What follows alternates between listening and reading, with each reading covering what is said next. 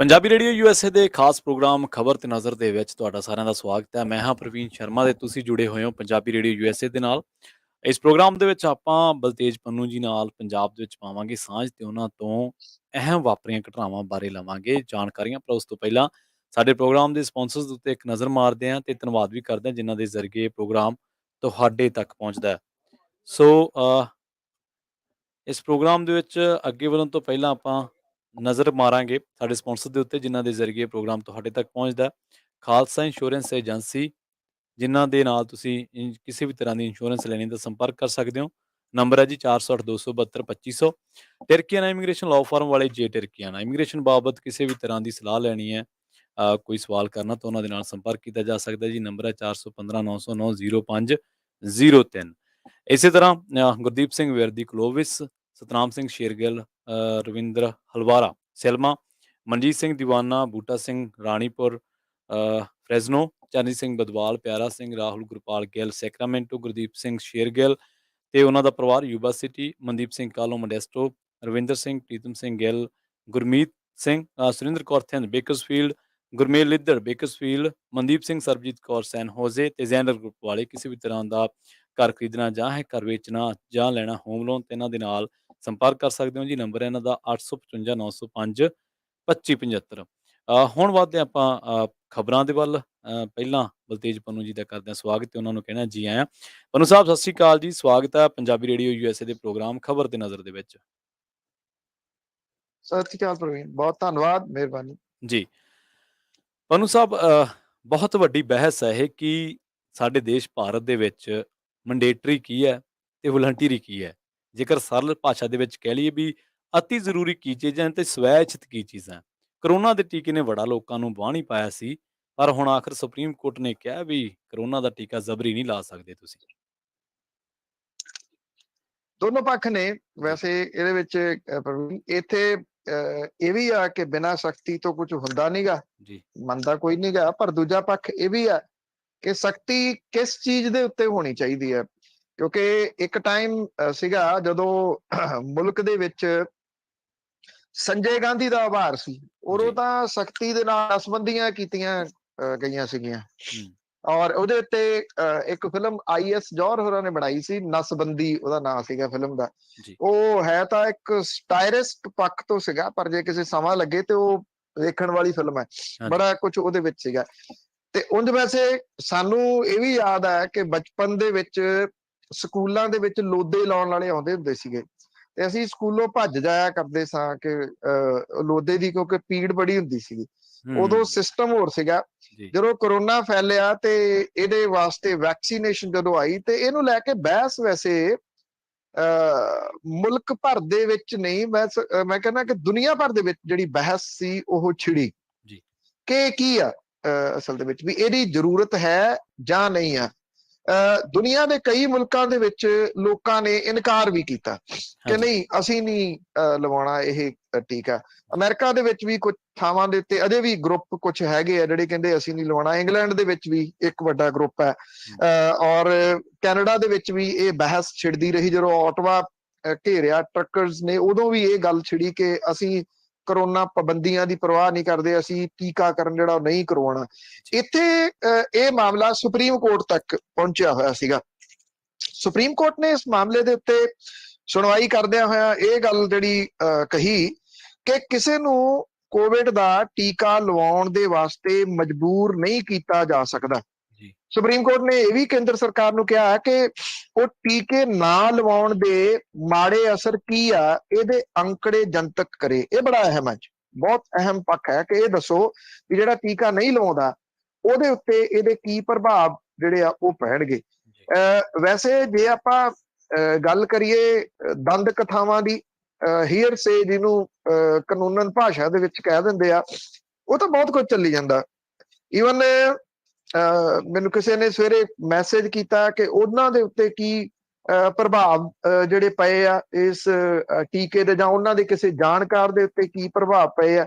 ਲੋਕੀ ਆਪੋ ਆਪਣੀਆਂ ਗੱਲਾਂ ਕਰਦੇ ਨੇ। ਐਕਚੁਅਲੀ ਕੀ ਆ, ਇਹ ਸੁਪਰੀਮ ਕੋਰਟ ਤੱਕ ਮਾਮਲਾ ਤਾਂ ਪਹੁੰਚਿਆ ਕਿ ਜਨਤਕ ਥਾਵਾਂ ਦੇ ਉੱਤੇ ਜੇ ਤੁਸੀਂ ਵੈਕਸੀਨੇਟਡ ਨਹੀਂ ਹੋ ਤੇ ਉੱਥੇ ਜਾਣ ਦੇ ਉੱਤੇ ਤੁਹਾਨੂੰ ਪਾਬੰਦੀ ਹੈ। ਜਿਵੇਂ 에ਅਰਲਾਈਨ ਝੂਟਣ ਦੇ ਉੱਤੇ ਤੁਹਾਡੇ ਤੇ ਪਾਬੰਦੀ ਆ ਕਿ ਜੇ ਤੁਸੀਂ ਵੈਕਸੀਨੇਟਡ ਨਹੀਂ ਗਏ, ਬੱਚਿਆਂ ਨੂੰ ਕਾਲਜਸ ਦੇ ਵਿੱਚ ਜਾਣ ਦੇ ਉੱਤੇ ਪਾਬੰਦੀ ਆ, ਉਹਨਾਂ ਨੂੰ ਕਿਸੇ ਐਗਜ਼ਾਮ ਦੇ ਵਿੱਚ ਬੈਠਣ ਦੀ ਪਾਬੰਦੀ ਆ ਕਿ ਤੁਹਾਡੇ ਦੋਨੋਂ ਡੋਜ਼ ਜਿਹੜੇ ਉਹ ਲੱਗੇ ਹੋਣੇ ਚਾਹੀਦੇ ਆ।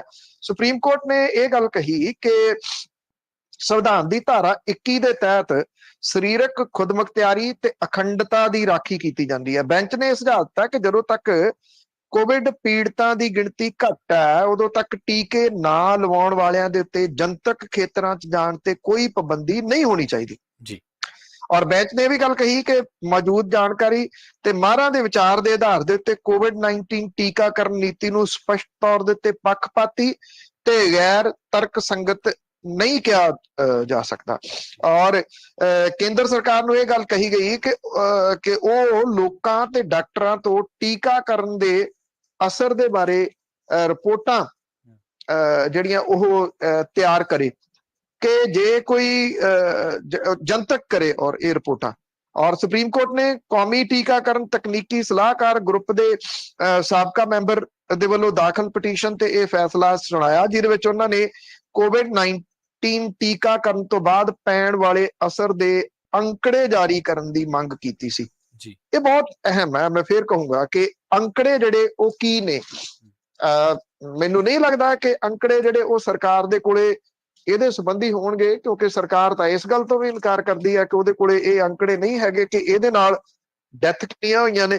ਉਹ ਇਸ ਗੱਲ ਤੋਂ ਵੀ ਇਨਕਾਰ ਕਰਦੀ ਹੈ ਕਿ ਕਿੰਨੀਆਂ ਡੈਥ ਆਕਸੀਜਨ ਦੀ ਘਾਟ ਦੀ ਵਜ੍ਹਾ ਕਰਕੇ ਹੋਈਆਂ ਨੇ। ਹੁਣ ਇਹ ਅੰਕੜੇ ਜਿਹੜੇ ਆ ਕੀ ਸਰਕਾਰ ਜਾਰੀ ਕਰ ਦੂਗੀ ਕਿ ਜੇ ਟੀਕਾ ਨਹੀਂ ਤੁਸੀਂ ਲਵਾਉਂਦੇ ਤੇ ਉਹਦੇ ਕੀ ਪ੍ਰਭਾਵ ਜਿਹੜੇ ਉਹ ਪੈਂਦੇ ਆ। ਸੁਪਰੀਮ ਕੋਰਟ ਦਾ ਡੰਡਾ ਆ, ਸੋ ਲੈਟਸ ਸੀ ਕੇਂਦਰ ਦੀ ਸਰਕਾਰ ਹੁਣ ਇਹਦੇ ਨਾਲ ਕਿਵੇਂ ਨਿਠਦੀ। ਹਾਂਜੀ ਪਨੂ ਸਾਹਿਬ, ਅਗਲੀ ਖਬਰ ਦੀ ਜੇਕਰ ਗੱਲ ਕਰੀਏ ਆਪਾਂ, ਤੇ ਗੱਲ ਸੁਪਰੀਮ ਕੋਰਟ ਤੋਂ ਹੀ ਫੇਰ ਡਾਇਰੈਕਸ਼ਨ ਆਈਆਂ ਨੇ ਰਾਜੋਆਣਾ ਮਾਮਲੇ ਦੇ ਵਿੱਚ। ਕੇਂਦਰ ਨੂੰ ਕਿਹਾ ਵੀ ਫੈਸਲਾ ਲਓ ਤੁਸੀਂ। ਦੇਖੋ, ਇਹਦੇ ਤਕਨੀਕੀ ਪਹਿਲੂ ਬੜੇ ਨੇ। ਇੱਕ ਤਾਂ ਤਕਨੀਕੀ ਪਹਿਲੂ ਨੇ, ਦੂਜਾ ਇਹ ਮਾਮਲਾ ਸੈਂਸਿਟਿਵ ਆ ਜੀ। ਔਰ ਇਹਦੇ ਉੱਤੇ ਕੋਈ ਵੀ ਜਿਹੜੀ ਕੀਤੀ ਗਈ ਜਿਹੜੀ ਤਰਕ ਤੋਂ ਬਿਨਾਂ ਜਿਹੜੀ ਟਿੱਪਣੀ ਆ ਜੀ, ਮੇਰੀ ਜਾਚੇ ਉਹ ਨਹੀਂ ਹੋਣੀਆਂ ਚਾਹੀਦੀਆਂ। ਘੱਟੋ ਘੱਟ ਉਹ ਇਸ ਕਰਕੇ ਨਹੀਂ ਹੋਣੀਆਂ ਚਾਹੀਦੀਆਂ ਕਿ ਜਿਹੜੇ ਸੈਂਸਿਟਿਵ ਮਾਮਲੇ ਹੁੰਦੇ ਨੇ ਉਹਨਾਂ ਨੂੰ ਬੇਹੱਦ ਸੈਂਸਿਟਿਵਿਟੀ ਦੇ ਨਾਲ ਹੀ ਨਿਠਿਆ ਜਾਣਾ ਚਾਹੀਦਾ ਜੀ। ਇਹ ਜਿਹੜਾ ਐਕਚੁਅਲੀ ਕੀਤਾ ਹੋਇਆ ਬਲਵੰਤ ਸਿੰਘ ਰਾਜੋਆਣਾ ਨੇ ਸੁਪਰੀਮ ਕੋਰਟ ਦੇ ਵਿੱਚ, ਕਿ ਮੈਨੂੰ ਇਹ ਦੱਸੋ ਵੀ ਮੈਨੂੰ ਜਿਹੜੀ ਫਾਂਸੀ ਦੇਣੀ ਹੈ ਕਿ ਨਹੀਂ ਦੇਣੀ। ਜੀ। ਜੇ ਨਹੀਂ ਦੇਣੀ ਤੇ ਉਹ, ਕਿਉਂਕਿ ਉਹਨੇ 26 ਸਾਲ ਉਹਨੂੰ ਜੇਲ੍ਹ ਦੇ ਵਿੱਚ ਹੋ ਗਏ ਆ, ਇਹ ਗੱਲ ਉਹਦਾ ਜਿਹੜਾ ਤਰਕ ਦੇ ਉੱਤੇ ਜੇ ਆਧਾਰਿਤ ਆਪਾਂ ਮੰਨੀਏ ਤੇ ਉਹਦਾ ਤਰਕ ਠੀਕ ਹੈ। ਇੰਨੇ ਸਾਲਾਂ ਤੋਂ ਤੁਸੀਂ ਫਾਂਸੀ ਦੀ ਸਜ਼ਾ ਅਨਾਉਂਸ ਕੀਤੀ ਹੋਈ ਆ, ਫਾਂਸੀ ਦਿੱਤੀ ਹੈ ਨਹੀਂ, ਕਿਉਂਕਿ ਜਿਹੜਾ ਇਹ ਵਿੱਚ ਇੰਨਾ ਡਿਲੇ ਹੋ ਗਿਆ ਉਹਨੂੰ ਜੇ ਆਧਾਰ ਬਣਾਈਏ ਤਰਕ ਦੇ ਉੱਤੇ ਤੇ ਉਹ ਡਿਜ਼ਰਵ ਕਰਦਾ ਹੈ ਕਿ ਉਹਨੂੰ ਇਸ ਐਂਗਲ ਤੋਂ ਜ਼ਰੂਰ ਵੇਖਿਆ ਜਾਵੇ। ਇੱਕ ਬੰਦੇ ਨੂੰ ਤੁਸੀਂ ਇੰਨੇ ਸਾਲਾਂ ਤੋਂ ਜਿਹੜਾ ਇਹ ਕਹਿ ਰਹੇ ਫਾਂਸੀ ਦੇਣੀ ਆ, ਫਾਂਸੀ ਦੇਣੀ ਆ, ਫਾਂਸੀ ਦੇਣੀ ਆ, ਤੇ ਦੂਜੇ ਪਾਸੇ ਉਹ ਤਾਂ ਹੈ ਕੁਛ ਨਹੀਂ, ਫਾਂਸੀ ਹੋਈ ਨਹੀਂ। ਇੱਕ ਵਾਰੀ ਪੰਜਾਬ ਦੇ ਵਿੱਚ ਜੇ ਤੁਹਾਨੂੰ ਯਾਦ ਹੋਵੇ ਤਾਂ ਇਹ ਕਿਹਾ ਗਿਆ ਸੀਗਾ ਕਿ ਹਫ਼ਤੇ ਦੇ ਵਿੱਚ ਫਾਂਸੀ ਦੇ ਦਿਓ। ਤੇ ਪੰਜਾਬ ਦਾ ਮਾਹੌਲ ਉਦੋਂ ਖਰਾਬ ਹੋਣ ਲੱਗਾ ਸੀ, ਅਕਾਲੀ ਸਰਕਾਰ ਹੁੰਦੀ ਸੀਗੀ। ਇੱਕ ਮੁੰਡੇ ਦੀ ਮੌਤ ਵੀ ਹੋ ਗਈ ਸੀਗੀ ਪੁਲਿਸ ਦੀ ਗੋਲੀ ਦੇ ਨਾਲ। ਔਰ ਕਿਉਂਕਿ ਬਲਵੰਤ ਸਿੰਘ ਰਾਜੋਆਣਾ ਹਮੇਸ਼ਾ ਵੋਟਾਂ ਦੇ ਸਮੇਂ ਦੇ ਉੱਤੇ ਚਿੱਠੀਆਂ ਲਿਖਦਾ ਰਿਹਾ ਅਕਾਲੀ ਦਲ ਬਾਦਲ ਦੇ ਹੱਕ ਦੇ ਵਿੱਚ, ਇਸ ਕਰਕੇ ਉਹਨੂੰ ਉਹਦੇ ਰੂਪ ਦੇ ਵਿੱਚ ਵੀ ਜਿਹੜਾ ਉਹ ਦੇਖਿਆ ਜਾਂਦਾ ਵੀ ਇਹ ਤਾਂ ਉਹਨਾਂ ਦੇ ਹੱਕ ਵਾਲਾ ਬੰਦਾ। ਚਲੋ ਖੈਰ, ਉਹਨੂੰ ਆਜ਼ਾਦੀ ਆ, ਉਹਦੇ ਉੱਤੇ ਰੋਕ ਥੋੜੀ ਆ ਕਿ ਨਾ ਰੋਕ ਲਾਈ ਜਾ ਸਕਦੀ ਆ ਕਿ ਉਹ ਅਕਾਲੀ ਦਲ ਬਾਦਲ ਦੇ ਹੱਕ ਦੇ ਵਿੱਚ ਨਾ ਚਿੱਠੀ ਲਿਖੇ। ਜਿਹੜੀ ਉਹਨੂੰ ਪਾਰਟੀ ਚੰਗੀ ਲੱਗਦੀ ਆ, ਜੇ ਉਹਦੇ ਹੱਕ ਦੇ ਵਿੱਚ ਚਿੱਠੀ ਲਿਖਦਾ ਤੇ ਉਹਦੀ ਆਪਣੀ ਸੋਚ ਹੋ ਸਕਦੀ ਆ। ਪਰ ਇਹ ਜਿਹੜਾ ਮਾਮਲਾ ਹੈ, ਸੁਪਰੀਮ ਕੋਰਟ ਨੇ ਇਹ ਕਿਹਾ ਕਿ ਹੁਣ ਤੁਸੀਂ 2 ਮਹੀਨਿਆਂ ਦੇ ਵਿੱਚ ਦੱਸੋ ਵੀ ਤੁਸੀਂ ਇਸ ਮਾਮਲੇ ਦੇ ਉੱਤੇ ਕੀ ਕਰ ਰਹੇ ਹੋ। ਇਧਰ ਤੁਸੀਂ ਫਾਂਸੀ ਦੇਣੀ ਆ ਜਾਂ ਫਾਂਸੀ ਨਹੀਂ ਦੇਣੀ। 2 ਮਹੀਨਿਆਂ ਦੇ ਵਿੱਚ ਫੈਸਲਾ ਲੈਣ ਦੇ ਵਾਸਤੇ ਆਖਿਆ ਗਿਆ। ਜਸਟਿਸ ਯੂ ਲਲਿਤ ਦੀ ਅਗਵਾਈ ਵਾਲੇ ਬੈਂਚ ਦੇ ਵਿੱਚ ਇਹ ਗੱਲ ਕਹੀ ਗਈ ਹੈ ਕਿ ਕੇਂਦਰ ਦੀ ਸਰਕਾਰ ਇਹਦੇ ਸੰਬੰਧੀ ਫੈਸਲਾ ਲਵੇ। ਜਿਹੜੇ ਕੇਂਦਰ ਦੀ ਸਰਕਾਰ ਦੇ ਵੱਲੋਂ ਐਡੀਸ਼ਨਲ ਸੋਲਿਸਿਟਰ ਜਨਰਲ ਪੇਸ਼ ਹੋਏ ਅਦਾਲਤ ਦੇ ਵਿੱਚ, ਉਹਨੇ KM ਨਟਰਾਜ ਉਹਨੇ ਇਹ ਗੱਲ ਕਹੀ ਕਿ ਸਜ਼ਾ ਮਾਫੀ ਪਟੀਸ਼ਨ ਦੇ ਉੱਤੇ ਵਿਚਾਰ ਨਹੀਂ ਕੀਤਾ ਜਾ ਸਕਦਾ ਕਿਉਂਕਿ ਇਹ ਦੋਸ਼ੀ ਵੱਲੋਂ ਨਹੀਂ ਬਲਕਿ ਕਿਸੇ ਹੋਰ ਸੰਗਠਨ ਦੇ ਵੱਲੋਂ ਦਾਇਰ ਕੀਤੀ ਗਈ ਆ। ਕੇਂਦਰੀ ਗ੍ਰਹਿ ਮੰਤਰਾਲੇ ਨੇ ਇਹ ਵੀ ਦਲੀਲ ਦਿੱਤੀ ਕਿ ਪਟੀਸ਼ਨ ਦੇ ਉੱਤੇ ਉਦੋਂ ਤੱਕ ਫੈਸਲਾ ਨਹੀਂ ਹੋ ਸਕਦਾ ਜਦੋਂ ਤੱਕ ਇਸ ਕੇਸ ਦੇ ਵਿੱਚ ਬਾਕੀ ਦੋਸ਼ੀਆਂ ਵੱਲੋਂ ਸੁਪਰੀਮ ਕੋਰਟ ਦੇ ਵਿੱਚ ਦਾਇਰ ਅਪੀਲਾਂ ਦਾ ਫੈਸਲਾ ਨਹੀਂ ਹੋ ਜਾਂਦਾ। ਬਾਕੀ ਸਾਰੀਆਂ ਗੱਲਾਂ ਸਾਈਡ ਦੇ ਉੱਤੇ, ਮੇਰੀ ਜਾਚੇ ਇਹਦੇ ਵਿੱਚ ਇੱਕ ਟਿੱਪਣੀ ਬੜੀ ਅਹਿਮ ਹੈ ਜਿਹੜੀ ਕਿ ਕੇਂਦਰ ਸਰਕਾਰ ਦੇ ਵੱਲੋਂ ਲਏ ਜਾਣ ਵਾਲੇ ਫੈਸਲੇ ਨੂੰ ਕਿਤੇ ਨਾ ਕਿਤੇ ਪ੍ਰਭਾਵਿਤ ਕਰੂਗੀ। ਇਹ ਟਿੱਪਣੀ ਜਸਟਿਸ ਯੂ ਲਲਿਤ ਦੇ ਵੱਲੋਂ ਆ, ਜਿਹੜੇ additional solicitor general KM Nataraj ਸੀਗੇ। ਉਹਨਾਂ ਨੇ ਸੁਪਰੀਮ ਕੋਰਟ ਦੇ ਵਿੱਚ ਇਹ ਗੱਲ ਕਹੀ ਕਿ ਬਲਵੰਤ ਸਿੰਘ ਰਾਜੋਆਣਾ ਨੇ ਹੇਠਲੀ ਅਦਾਲਤ ਦੇ ਵਿੱਚ ਕਿਹਾ ਸੀਗਾ ਕਿ ਉਹਨੂੰ ਨਾ ਤਾਂ ਨਿਆਂਪਾਲਿਕਾ ਤੇ ਭਰੋਸਾ ਨਾ ਦੇਸ਼ ਦੇ ਸੰਵਿਧਾਨ ਤੇ ਭਰੋਸਾ। ਇਹਦੇ ਉੱਤੇ ਜਸਟਿਸ ਯੂ ਲਲਿਤ ਹੋਰਾਂ ਨੇ ਇਹ ਗੱਲ ਕਹੀ ਕਿ ਸਾਰੇ ਭਾਰਤ ਦੇ ਨਾਗਰਿਕ ਨੇ ਹਮਦਰਦੀ ਦੇ ਨਾਲ ਇਸ ਮਾਮਲੇ ਨੂੰ ਨਜਿੱਠਣ ਦੀ ਲੋੜ ਹੈ। ਇਹ ਟਿੱਪਣੀ ਬਹੁਤ ਅਹਿਮ ਜੀ ਇਸ ਮਾਮਲੇ ਦੇ ਉੱਤੇ ਫੈਸਲਾ ਲੈਣ ਦੇ ਮਸਲੇ ਦੇ ਉੱਤੇ, ਕਿਉਂਕਿ ਜੇ ਕੇਂਦਰ ਦੀ ਸਰਕਾਰ ਕੋਈ ਫੈਸਲਾ ਨਹੀਂ ਲੈਂਦੀ, ਮੰਨ ਲਓ ਸੁਪਰੀਮ ਕੋਰਟ ਇਸ ਮਸਲੇ ਦੇ ਉੱਤੇ ਕੋਈ ਫੈਸਲਾ ਲੈਂਦੀ ਆ, ਤੇ ਫਿਰ ਇਹ ਜਸਟਿਸ ਯੂ ਲਲਿਤ ਦੀ ਟਿੱਪਣੀ ਜਿਹੜੀ ਆ ਉਹ ਕਿਸੇ ਵੀ ਸੁਪਰੀਮ ਕੋਰਟ ਦੇ ਫੈਸਲੇ ਦੇ ਉੱਤੇ ਡਾਇਰੈਕਟ ਅਸਰ ਜਿਹੜਾ ਉਹ ਪਾਊਗੀ ਕਿ ਆਫਟਰ ਆਲ ਇਹ ਨਾਗਰਿਕ ਨੇ, ਆਰਾਮ ਦੇ ਨਾਲ ਨਜਿੱਠੋ। ਇਸ ਤਰ੍ਹਾਂ ਦੀਆਂ ਟਿੱਪਣੀਆਂ ਤੁਸੀਂ ਜਿਹੜੀਆਂ ਨਾ ਕਰੋ ਕਿ ਹੇਠਲੀ ਅਦਾਲਤ ਦੇ ਵਿੱਚ ਉਹਨੇ ਕੀ ਕਿਹਾ, ਕਿਹੋ ਜਿਹੀਆਂ ਉਹ ਟਿੱਪਣੀਆਂ ਸੀ। ਜੀ ਆਪਣੇ ਦਰਸ਼ਕਾਂ ਤੇ ਸਰੋਤਿਆਂ ਨੂੰ ਦੱਸਦੇ ਚੱਲੀਏ ਵੀ ਅੱਜ ਸੋਮਵਾਰ ਆ ਤੇ ਅਸੀਂ ਤੁਹਾਡੇ ਸਵਾਲ ਲਵਾਂਗੇ। ਤੁਸੀਂ ਕਾਲ ਕਰਕੇ ਪੰਨੂ ਸਾਹਿਬ ਨੂੰ ਸਵਾਲ ਕਰ ਸਕਦੇ ਹੋ। ਇੱਕ ਬ੍ਰੇਕ ਤੋਂ ਬਾਅਦ ਆਪਾਂ ਪੰਨੂ ਸਾਹਿਬ ਤੋਂ ਜਿੰਨੇ ਵੀ ਤੁਹਾਡੇ ਸਵਾਲ ਹੋਣਗੇ ਤੁਸੀਂ ਆਪਣੀ ਕਾਲ ਕਰਕੇ ਸਵਾਲ ਕਰ ਸਕਦੇ ਹੋ। ਸਟੂਡੀਓ ਦਾ ਨੰਬਰ ਹੈ 408 272 5200 ਤੇ ਕਾਲ ਕਰਕੇ ਆਪਣਾ ਸਵਾਲ ਕਰ ਸਕਦੇ ਹੋ। ਪੰਨੂ ਸਾਹਿਬ, ਸਿੱਧੂ ਸਾਹਿਬ ਦੀ ਗੱਲ ਕਰੀਏ, ਸਿੱਧੂ ਸਾਹਿਬ ਚੁੱਪ ਤਾਂ ਵੀ ਖਬਰ, ਜੇ ਸਿੱਧੂ ਸਾਹਿਬ ਬੋਲ ਪਏ ਫਿਰ ਤਾਂ ਖਬਰਾਂ ਬਣ ਜਾਂਦੀਆਂ ਨੇ। ਸੁਨੀਲ ਜਾਖੜ ਤੋਂ ਬਾਅਦ ਹੁਣ ਹਾਈ ਕਮਾਂਡ ਬਾਰੇ ਚਰਚਾਵਾਂ ਚੱਲ ਪਈਆਂ ਵੀ ਸਿੱਧੂ ਸਾਹਿਬ ਦੇ ਖਿਲਾਫ ਵੀ ਕਾਰਵਾਈ ਕਰਨ ਦੇ ਲਈ ਤਿਆਰੀ ਵਿੱਢ ਦਿੱਤੀ ਹੈ। ਕੋਈ ਚਿੱਠੀ ਬੜੀ ਚਰਚਿਤ ਅੱਜ ਕੱਲ। ਕਾਂਗਰਸ ਦਾ ਕੀ ਬਣਨਾ ਇਹ ਜੀ ਮੇਰਾ ਖਿਆਲ ਚਰਚਿਤ ਤਾਂ ਇਹ ਵੀ ਬਹੁਤ ਹੈ ਜੀ। ਕਾਂਗਰਸ ਨੇ ਆਪਣਾ ਕੀ ਬਣਾਉਣਾ, ਚਰਚਾ ਤਾਂ ਇਸ ਗੱਲ ਦਾ ਵੀ ਜਿਹੜਾ ਜੀ ਉਹ ਬਹੁਤ ਹੈ। ਔਰ ਜਿੱਥੋਂ ਤੱਕ ਤੁਸੀਂ ਜੇ ਜਾਖੜ ਸਾਹਿਬ ਦੀ ਗੱਲ ਕੀਤੀ, ਜੇ ਉਹਨਾਂ ਦੀ ਗੱਲ ਹੀ ਕਰ ਲਈਏ ਤੇ ਉਹ ਕਹਿੰਦੇ ਉਹਨਾਂ ਨੇ ਕਰਨੀਆਂ 3 ਪ੍ਰੈਸ ਕਾਨਫਰੰਸਾਂ। ਔਰ ਇਹ 3 ਪ੍ਰੈਸ ਕਾਨਫਰੰਸਾਂ ਉਹਨਾਂ ਨੇ ਠੀਕ ਉਸ ਦਿਨ ਕਰਨੀਆਂ ਨੇ ਜਦੋਂ 3 ਦਿਨ ਕਾਂਗਰਸ ਨੇ ਆਤਮ ਸ਼ਿਵਰ ਜਿਹੜਾ ਉਹ ਕਰਨਾ, ਸੈਲਫ ਐਨਾਲਿਸਿਸ, ਔਰ ਉਹ ਵੀ ਰਾਜਸਥਾਨ ਦੇ ਵਿੱਚ ਉਹਨਾਂ ਨੇ ਰੱਖਿਆ। ਤੇ ਜਾਖੜ ਸਾਹਿਬ ਕਹਿੰਦੇ ਮੈਂ 3 ਦਿਨ ਪੋਲ ਖੋਲਣੀ ਆ ਕਾਂਗਰਸ ਹਾਈ ਕਮਾਂਡ ਦੀ, ਵੀ ਉਹ ਕਰਦੀ ਫਿਰਦੀ ਆ ਜੀ। ਜਿੱਥੋਂ ਤੱਕ ਗੱਲ ਹੈ ਨਵਜੋਤ ਸਿੰਘ ਸਿੱਧੂ ਹੋਰਾਂ ਦੀ, ਨਵਜੋਤ ਸਿੰਘ ਸਿੱਧੂ ਹੋਰਾਂ ਦੇ ਬਾਰੇ ਦੇ ਵਿੱਚ ਇਹ ਕਿਹਾ ਜਾ ਸਕਦਾ ਹੈ ਕਿ ਨਵਜੋਤ ਸਿੰਘ ਸਿੱਧੂ ਹੋਰਾਂ ਨੂੰ ਨੁਕਸਾਨ ਕਰਨ ਦੇ ਵਾਸਤੇ ਕੋਈ ਦੁਸ਼ਮਣ ਲੱਭਣ ਦੀ ਲੋੜ ਨਹੀਂ। ਉਹਦੇ ਵਾਸਤੇ ਨਵਜੋਤ ਸਿੰਘ ਸਿੱਧੂ ਹੋਰੀ ਆਪ ਹੀ ਬਹੁਤ ਨੇ। ਔਰ ਉਹਨਾਂ ਦੀਆਂ ਆਪ ਹੁਦਰਾਪਣ, ਹੰਕਾਰ ਇੰਨਾ ਕੁ ਹੈ ਕਿ ਉਹ ਸਿਰ ਚੜ ਕੇ ਬੋਲਦਾ। ਤੂੰ ਤੜਾਕ ਵਾਲੀ ਜਿਹੜੀ ਭਾਸ਼ਾ ਹੈ ਨਵਜੋਤ ਸਿੰਘ ਸਿੱਧੂ ਹੋਰਾਂ ਦੀ, ਉਹਨੇ ਨਵਜੋਤ ਸਿੰਘ ਸਿੱਧੂ ਹੋਰਾਂ ਦਾ ਬਹੁਤ ਨੁਕਸਾਨ ਕੀਤਾ।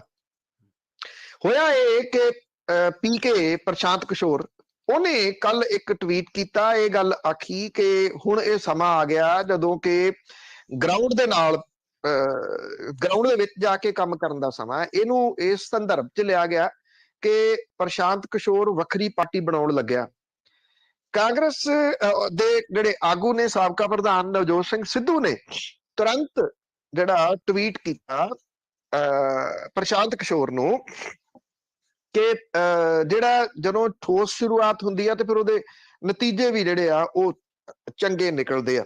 ਭਾਵ ਕਿ ਉਹਨਾਂ ਨੇ ਤਾਰੀਫ ਜਿਹੜੀ ਉਹ ਕਰ ਦਿੱਤੀ ਕਿ ਪਹਿਲਾ ਸਟੈਪ ਜਿਹੜਾ ਅੱਧੀ ਲੜਾਈ ਹੁੰਦੀ ਆ ਮੇਰੇ ਦੋਸਤ, ਔਰ ਇੱਕ ਚੰਗੀ ਸ਼ੁਰੂਆਤ ਕਰਨ ਤੋਂ ਅੰਤ ਹਮੇਸ਼ਾ ਚੰਗਾ ਹੁੰਦਾ। ਕਾਂਗਰਸ ਨੇ ਇਹ ਲੈ ਲਿਆ ਕਿ ਜੇ ਪ੍ਰਸ਼ਾਂਤ ਕਿਸ਼ੋਰ ਨੇ ਪਾਰਟੀ ਬਣਾਈ, ਉਹਨੇ ਕਿਹਾ ਮੈਂ ਬਿਹਾਰ ਤੋਂ ਸ਼ੁਰੂ ਕਰਨਾ, ਲਗਭਗ ਵੀ ਕਿਤੇ ਕਾਂਗਰਸੀ ਉਧਰ ਨੂੰ ਨਾ ਜਾਣੇ ਸ਼ੁਰੂ ਹੋ ਜਾਣ ਕਿ ਉਸ ਪਾਸੇ ਵੱਲ ਨੂੰ ਚੱਲਦੇ ਆ। ਉਹਨਾਂ ਨੇ, ਕਿਉਂਕਿ ਨਵਜੋਤ ਸਿੰਘ ਸਿੱਧੂ ਹੋਰਾਂ ਨੇ ਆ ਦੇਖਿਆ ਨਾ ਤਾਂ ਸਿੱਧਾ ਜਿਹੜਾ ਸੀ ਉਹ ਟਵੀਟ ਠਾ ਦੇਣੇ ਮਾਰਿਆ, ਤੇ ਕਾਂਗਰਸ ਹਾਈ ਕਮਾਂਡ ਨੇ ਫਿਰ ਕੱਢ ਲਈ ਚਿੱਠੀ। ਰਾਜਾ ਵੜਿੰਗ ਨੇ ਚਿੱਠੀ ਲਿਖੀ ਹਰੀਸ਼ ਚੌਧਰੀ ਨੂੰ ਕਿ ਨਵੰਬਰ ਮਹੀਨੇ ਤੋਂ ਨਵਜੋਤ ਸਿੰਘ ਸਿੱਧੂ ਦੀਆਂ ਆਪ ਹੁਦਰੀਆਂ ਜਾਰੀ ਨੇ ਇਹਦੇ ਉੱਤੇ ਕਾਂਗਰਸ ਹਾਈ ਕਮਾਂਡ ਜਿਹੜੀ ਆ ਉਹ ਫੈਸਲਾ ਕਿਉਂ ਨਹੀਂ ਲੈਂਦੀ? ਹਰੀਸ਼ ਚੌਧਰੀ ਹੋਰਾਂ ਨੇ ਲਿਖੀ ਚਿੱਠੀ ਨਾਲ ਦੀ ਨਾਲ ਸੋਨੀਆ ਗਾਂਧੀ ਹੋਰਾਂ ਨੂੰ ਕਿ ਦੇਖੋ ਜੀ, ਨਵਜੋਤ ਸਿੰਘ ਸਿੱਧੂ ਹੋਰਾਂ ਦੇ ਉੱਤੇ ਉਹ ਜਿਸ ਤਰੀਕੇ ਦੀਆਂ ਕਾਰਵਾਈਆਂ ਕਰਦੇ ਰਹੇ ਆ, ਕਾਂਗਰਸ ਹਾਈ ਕਮਾਂਡ ਇਹਦੇ ਉੱਤੇ ਫੈਸਲਾ ਕਿਉਂ ਨਹੀਂ ਲੈਂਦੀ? ਸੋਨੀਆ ਗਾਂਧੀ ਹੋਰਾਂ ਨੇ ਵੇਣੂ ਗੋਪਾਲ ਹੋਰਾਂ ਨੂੰ ਨਾਲ ਦੀ ਨਾਲ ਲਿਖ ਦਿੱਤਾ ਵੀ ਇਸ ਮਸਲੇ ਦੇ ਉੱਤੇ ਤੁਸੀਂ ਫੈਸਲਾ ਜਿਹੜਾ ਉਹ ਕਿਉਂ ਨਹੀਂ ਲੈਂਦੇ? ਵੈਸੇ ਜਿੰਨੀ ਕਾਂਗਰਸ ਹਾਈ ਕਮਾਂਡ ਤੇਜ਼ ਹੋਈ ਕੱਲ ਜਾਂ 24 ਘੰਟਿਆਂ ਦੇ ਵਿੱਚ, ਕਮਾਲ ਕਰਤੀ। ਇਹ ਤਾਂ ਚਿੱਠੀ ਚੁੱਠੀ ਲਿਖ ਕੇ ਭੁੱਲ ਜਾਂਦੇ ਆ ਕਿ ਕਿਸੇ ਦੇ ਉੱਤੇ ਕਾਰਵਾਈ ਵੀ ਜਿਹੜੀ ਆ ਉਹ ਕਰਨੀ ਆ। ਉਂਝ ਵੈਸੇ ਨਵਜੋਤ ਸਿੰਘ ਸਿੱਧੂ ਹੋਰਾਂ ਨੇ ਠੀਕ ਕਾਂਗਰਸ ਦਾ ਉਹਨਾਂ ਕੁ ਨੁਕਸਾਨ ਕੀਤਾ ਜਿੰਨਾ ਕੈਪਟਨ ਅਮਰਿੰਦਰ ਸਿੰਘ ਹੋਰਾਂ ਨੇ ਕੀਤਾ।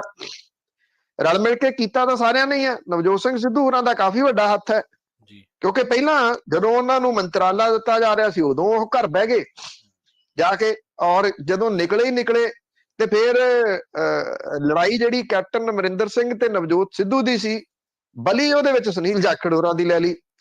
ਤੇ ਜੇ ਪ੍ਰਧਾਨ ਬਣਾਤਾ ਨਵਜੋਤ ਸਿੰਘ ਸਿੱਧੂ ਹੋਰਾਂ ਨੂੰ, ਤੇ ਉਹਨਾਂ ਨੇ ਪ੍ਰਧਾਨਗੀ ਕਿੱਦਣ ਕੀਤੀ? ਕਿਸੇ ਦਿਨ ਵੀ ਨਹੀਂ ਪ੍ਰਧਾਨਗੀ ਕੀਤੀ ਹੋਈ ਨਹੀਂ, ਬਲਕਿ ਉਹ ਤਾਂ ਇਸ ਗੱਲ ਦੇ ਵਿੱਚ ਹੀ ਲੱਗੇ ਰਹੇ, ਮੈਂ ਤੂੰ ਇਸੇ ਦੇ ਵਿੱਚ ਹੀ ਉਹ ਲੱਗੇ ਰਹੇ ਕਿ ਮੈਂ ਕਿਸੇ ਨੂੰ ਮੁੱਖ ਮੰਤਰੀ ਨਹੀਂ ਬਣ ਦੇਣਾ, ਮੈਂ ਕਿਸੇ ਨੂੰ ਮੁੱਖ ਮੰਤਰੀ ਦਾ ਚਿਹਰਾ ਨਹੀਂ ਬਣ ਦੇਣਾ, ਮੈਂ ਕਿਸੇ ਨੂੰ ਡੀਜੀਪੀ ਨਹੀਂ ਬਣ ਦੇਣਾ, ਮੈਂ ਕਿਸੇ ਨੂੰ ਐਡਵੋਕੇਟ ਜਨਰਲ ਨਹੀਂ ਬਣ ਦੇਣਾ, ਮੈਂ ਕਿਸੇ ਨੂੰ ਗ੍ਰਹਿ ਮੰਤਰੀ ਨਹੀਂ ਬਣ ਦੇਣਾ। ਇਹਨਾਂ ਕੰਮਾਂ ਦੇ ਵਿੱਚ ਹੀ ਲੱਗੇ ਰਹੇ। ਔਰ ਡਿਊਰਿੰਗ ਇਲੈਕਸ਼ਨ ਉਹਨਾਂ ਨੇ ਜਿਸ ਤਰੀਕੇ ਦਾ ਰੋਲ ਨਿਭਾਇਆ, ਉਹ ਕਾਂਗਰਸ ਪ੍ਰਧਾਨ ਦਾ ਜਾਂ ਕਿਸੇ ਪਾਰਟੀ ਪ੍ਰਧਾਨ ਦਾ ਰੋਲ ਤਾਂ ਨਹੀਂ ਨਾ ਹੋ ਸਕਦਾ। ਉਹ ਗਏ ਨਹੀਂ ਕਿਤੇ ਪ੍ਰਚਾਰ ਕਰਨ ਦੇ ਵਾਸਤੇ। ਇਹ ਪਤਾ ਸੀਗਾ ਕਿ ਨਵਜੋਤ ਸਿੰਘ ਸਿੱਧੂ ਹੋਰਾਂ ਦੇ ਉੱਤੇ ਕਾਰਵਾਈ ਤਾਂ ਆਖਿਰ ਕਿਸੇ ਨਾ ਕਿਸੇ ਵੇਲੇ ਹੋਣੀ ਆ। ਹੁਣ ਉਹਨਾਂ ਦੀਆਂ ਵੀਡੀਓ ਚਰਚਿਤ ਹੋਣਗੀਆਂ ਜਿਹਦੇ ਵਿੱਚ ਉਹ ਪ੍ਰਿਯੰਕਾ ਗਾਂਧੀ ਵਾਡਰਾ ਨੂੰ ਕਹਿੰਦੇ ਸੀਗੇ ਕਿ ਮੈਨੂੰ ਨਾ ਮਿਲੇ ਉਹਦਾ ਕੋਈ ਗੱਲ ਨਹੀਂ, ਮੈਂ ਤਾਂ ਤੁਹਾਡੇ ਵਾਸਤੇ ਉਮਰ ਭਰ ਕਮਿਟਡ ਰਹੂੰਗਾ ਤੇ ਉਮਰ ਭਰ ਮੈਂ ਕਾਂਗਰਸ ਦੇ ਵਿੱਚ ਰਹੂੰਗਾ। ਉਮਰ ਭਰ ਕਾਂਗਰਸ 'ਚ ਰਹਿੰਦੇ ਆ ਜਾਂ ਨਹੀਂ ਇਹ ਨਹੀਂ ਪਤਾ, ਜਾਂ ਕਾਂਗਰਸ ਰੱਖਦੀ ਆ ਉਹਨਾਂ ਨੂੰ ਜਾਂ ਨਹੀਂ ਇਹ ਵੀ ਨਹੀਂ ਪਤਾ।